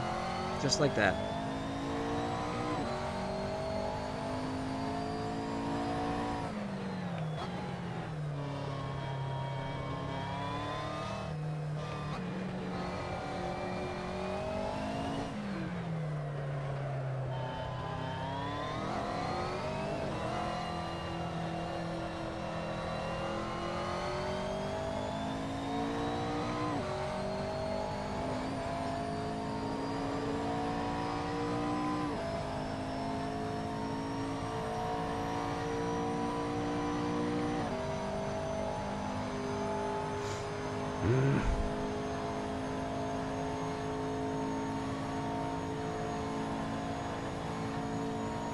The guy behind's catching. The gap's now Great. 19 seconds.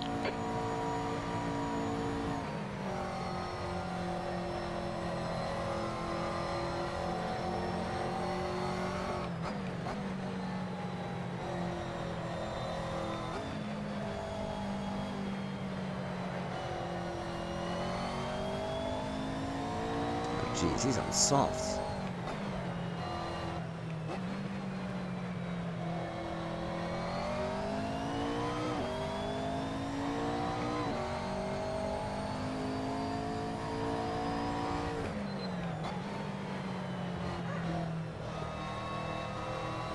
Car tried to spin again.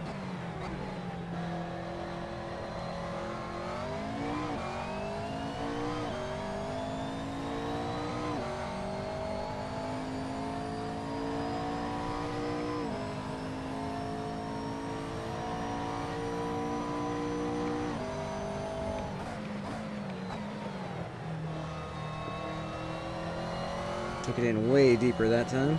That's what she said.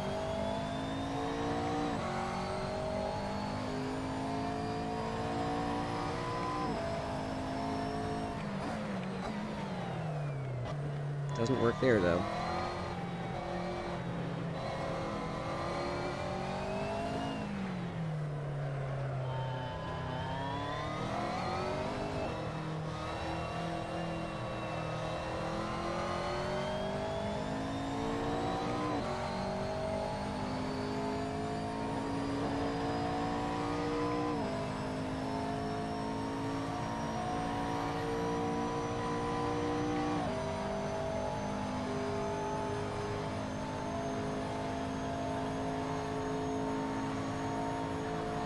Keep it nice and smooth. Come on, let the race come to us. 5 minutes to go, 5 minutes left. Let the race come to us. Yeah, sure, Jamie.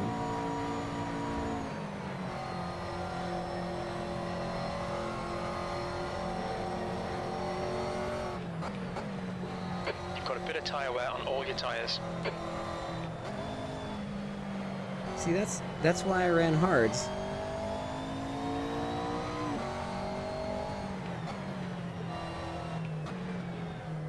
I ran hards for 40 minutes and got no wear. I've been on these for 10, and I'm showing wear already.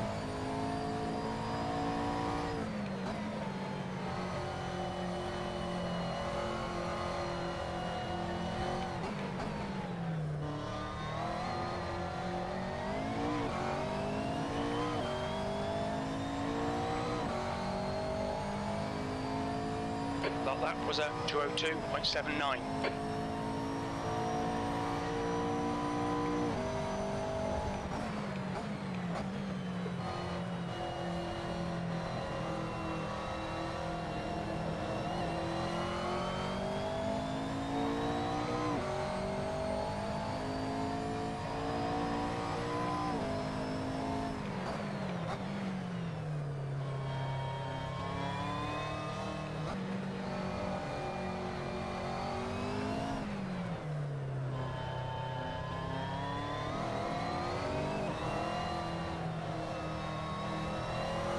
The gap behind is now 15 seconds. The guy ahead has just done a 1:57.83. Holy crap. And 5 seconds off the pace from the rest of the field. And it's all in Sector 1.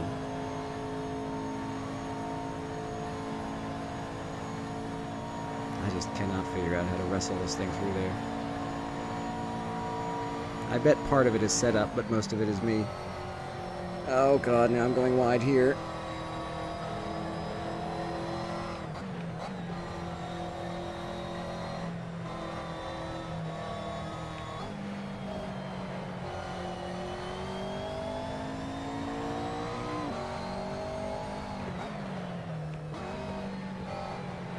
Yellow flag, watch out.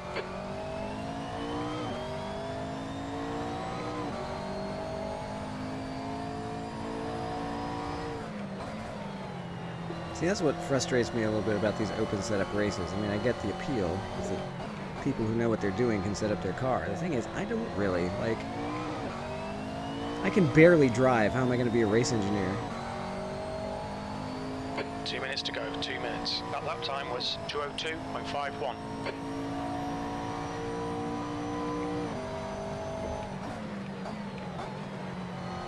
So yeah, the strategy of outlast the people who rage quit has gained me some positions, and that's fine.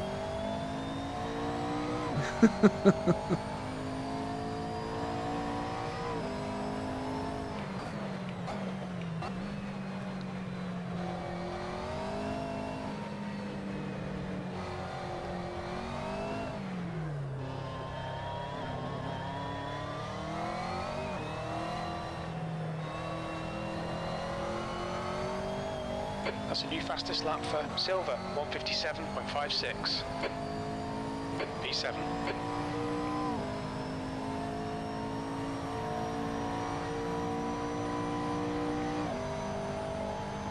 Yeah. Ooh, a 2019 if I can hang on to this. That'll be a PB.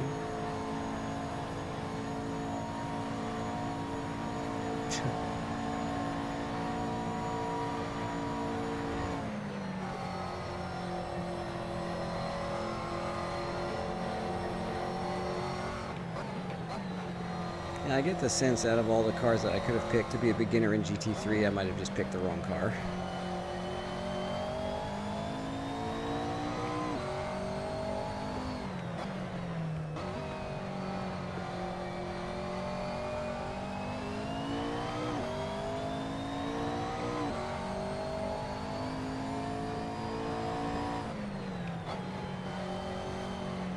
I just have to pick McLaren.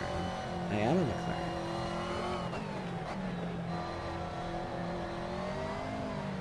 Come on, car. Yeah. Or, One more lap to go. Got 10 minutes of fuel remaining. Jan Magnussen and Kevin Magnussen is a little different story, I guess, because, like we were saying earlier, I think Magnussen's difficulty is mostly in trying to find a team that can give him a ride, too.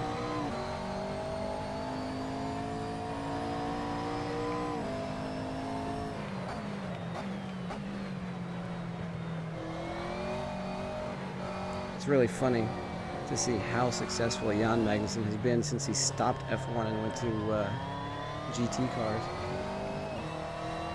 He's been with Corvette for, what, 15 years now or something? Won a bunch of championships. Won Le Mans in the GTE class a couple of times. Or, you know, whatever class the Corvettes happen to be running in. Yeah. The Primeras are fun around here. They're much less twitchy than they were at Brands.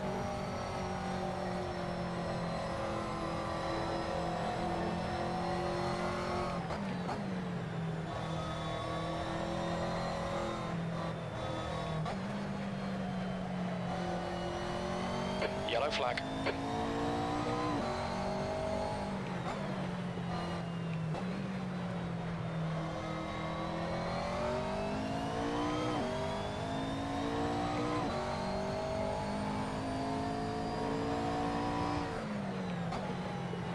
I was so busy in the pit stop, I didn't have time to mouth off to Silva. Probably just as well.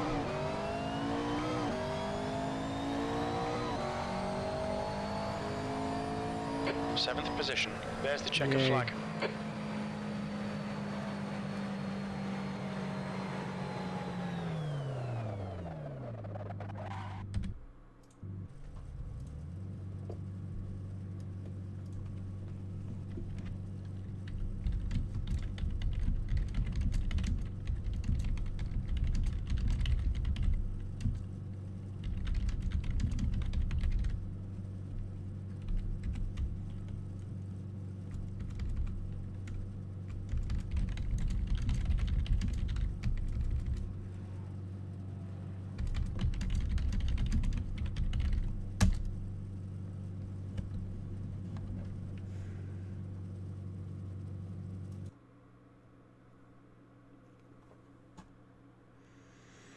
Well,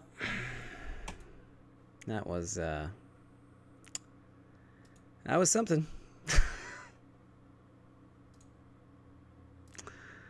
So let's take a look. I want to see what in the world happened at the start. Yeah, he had so much time to get me anywhere else. Like, but, you know, it's for position, and I have every right to defend the position. I was taking my line, and he just drove right into me.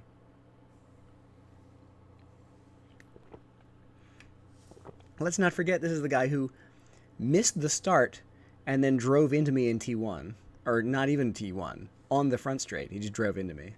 Well, thank you. I like watching me race, too.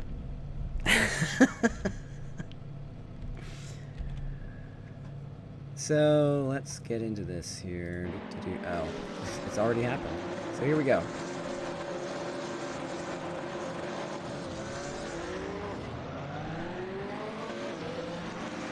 So there he is in the Nissan. He's missed the start. Now he's in last. I'm avoiding. Oh, okay, well. Hang on. Okay, this case might have been dismissed. Let's see.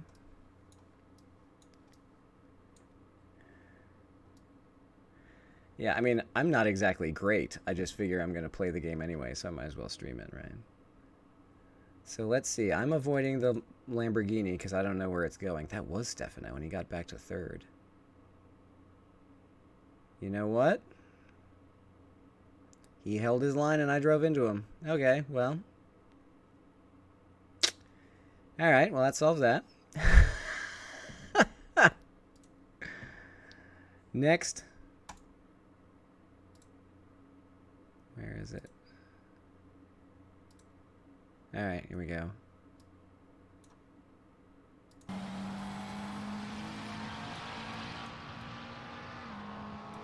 Nope. Wait, not Silva. Not that Silva, the other Silva. Here we go. Alright, so let's back up here. He's already swerving back here. You know what? He might even be swerving at me and flashing me a lap ahead of time. Yeah, that was my fault. On the front straight. What idiot caused this front straight incident? Oh, it was me.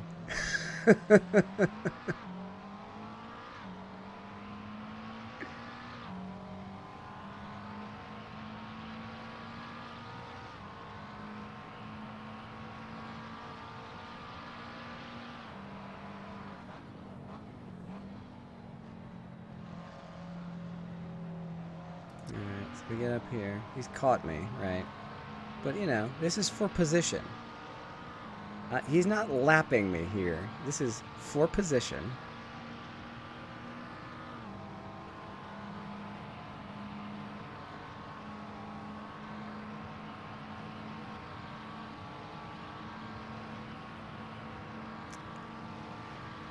God, that straight is so long.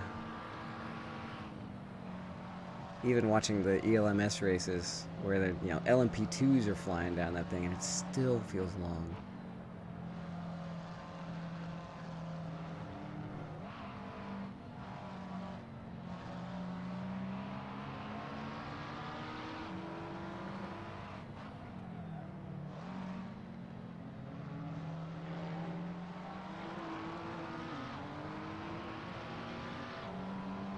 Now he's flashing. Now he's mad.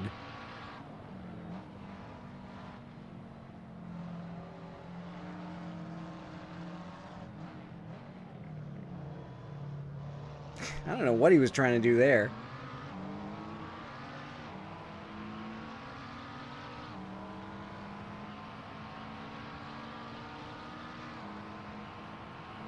Oh yeah, swerve back and forth. Why not?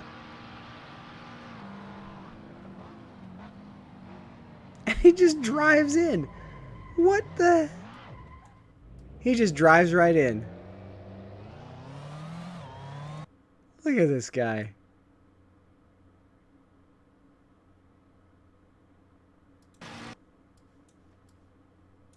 Okay, fine. He's faster, right? Big deal. Whatever, right?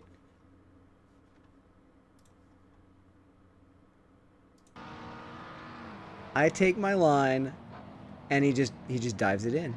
He just drives right into me. Like, without even... Okay, this is his cockpit view. I brake here. I brake here, right? Turn 1 is way over there. In what universe do you think, oh, I'll shoot that gap into T1?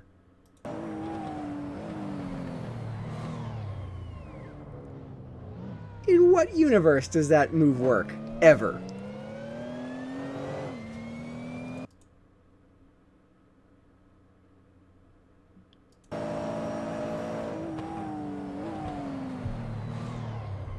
He just drives straight at me.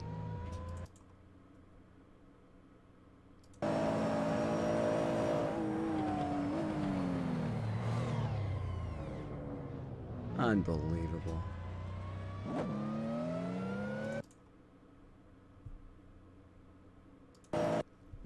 And you know, at the time we make contact, yeah, he wasn't side by side in the... He didn't have the line.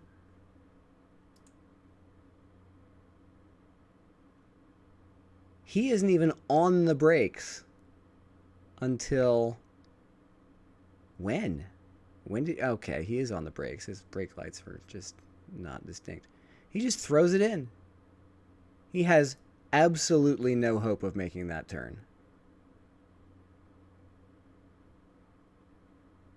Absolutely no prayer of making that turn.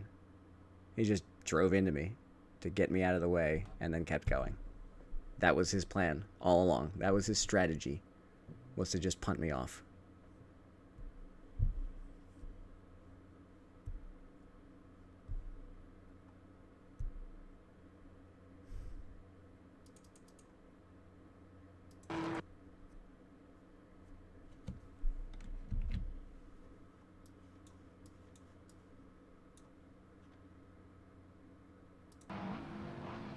Wee bonk. In what universe does that work? Not this one. He sure did get the position. Good for you, Nino. Whoop-de-freaking-do.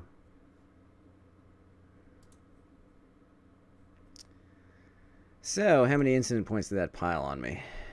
It's only 3. Okay, well... Yeah, all that to finish 1 position ahead of me. That was the only position he gained. Yeah. Whoopity-doo.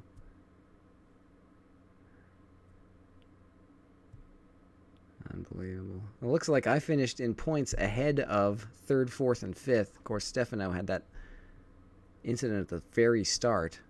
Barely got across the line. Did he even get across the line? Yeah, he didn't make it by passing me. He made it by punting me. I mean, sure, he was obviously faster. I had a 157. My fast is a 202. Yes, of course he's a faster driver.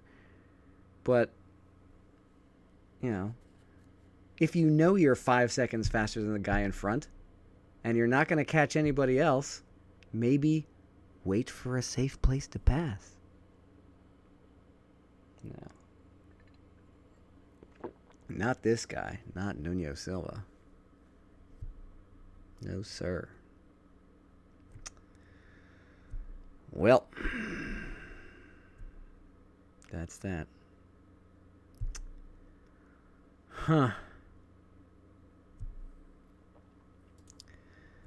So in the series, let's see, what did I manage? I got an 83 the last race at Mosport, 77 tonight. Got Brands, Road America, the Nordschleife, which I will do exactly once and then give up. Yeah, all the incidents. I think I'm just going to run the Nordschleife once, and that will be literally me hanging out at the back and just running the laps until they're over. Because guess what? Spoiler alert. I suck at Nordschleife. I can't drive it. I'm a minute slower than everybody. It's just not even fun. So I'm just gonna do one race, turn the laps, and then take that score and walk away. It's not fun. Like, it's not even fun. But I'd want to compete in this series. I mean, I love watching other people race it. I love watching other people do well in the Nordschleife. I can't deal with it. I don't even like it. And then Watkins Glen to finish it off. What a great... I mean, aside from that, what a great selection of tracks. Yeah, GP is fun. GP is a great course. But the Nordschleife is just... I mean, I kind of feel like I know it. But I don't know how to be fast around it. And, jeez, look at this. 5.8 incident average from other people just bashing into me over and over again. And then me losing it and smacking a wall once in a while for good measure. I want to know who this guy is. Stand on it. Clearly a fake name. Love it so much. Stand on it. Yes, sir. Oh, well. So there we go. 6th overall in the series. I mean, there's that. But got lots of people who haven't competed yet this week. Yeah, man. The more the merrier. Well, the more clean racers, the merrier anyway. So, you know, if you fit that bill, come on back. Let's see. Standings in the Primera after one race this week.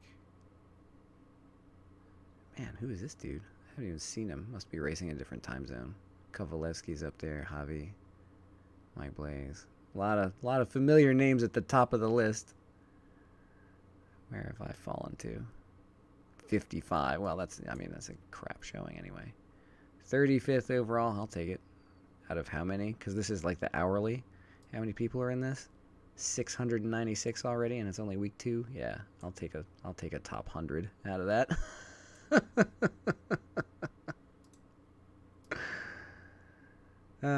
Ooh, off to France. Cool. Good times.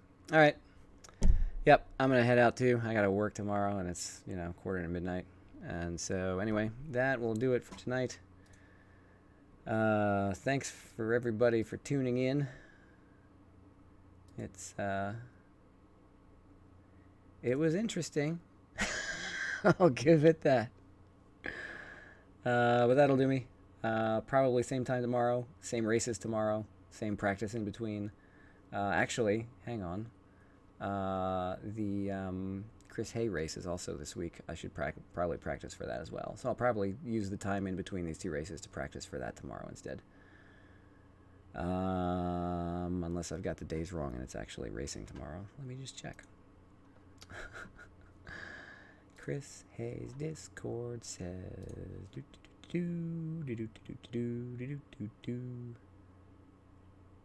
US server. Where is it? There we go. PMW's at Zandvoort on the 29th. So that is Wednesday. Good. So Wednesday night, SRS will be preempted on this channel by the Chris Hay event. Good night, Pedro. Good night, Jeffrey. Good night, everybody else who is silently lurking in the channel. That'll do me for tonight. Same stuff tomorrow with the Chris Hay practice in between. See you then.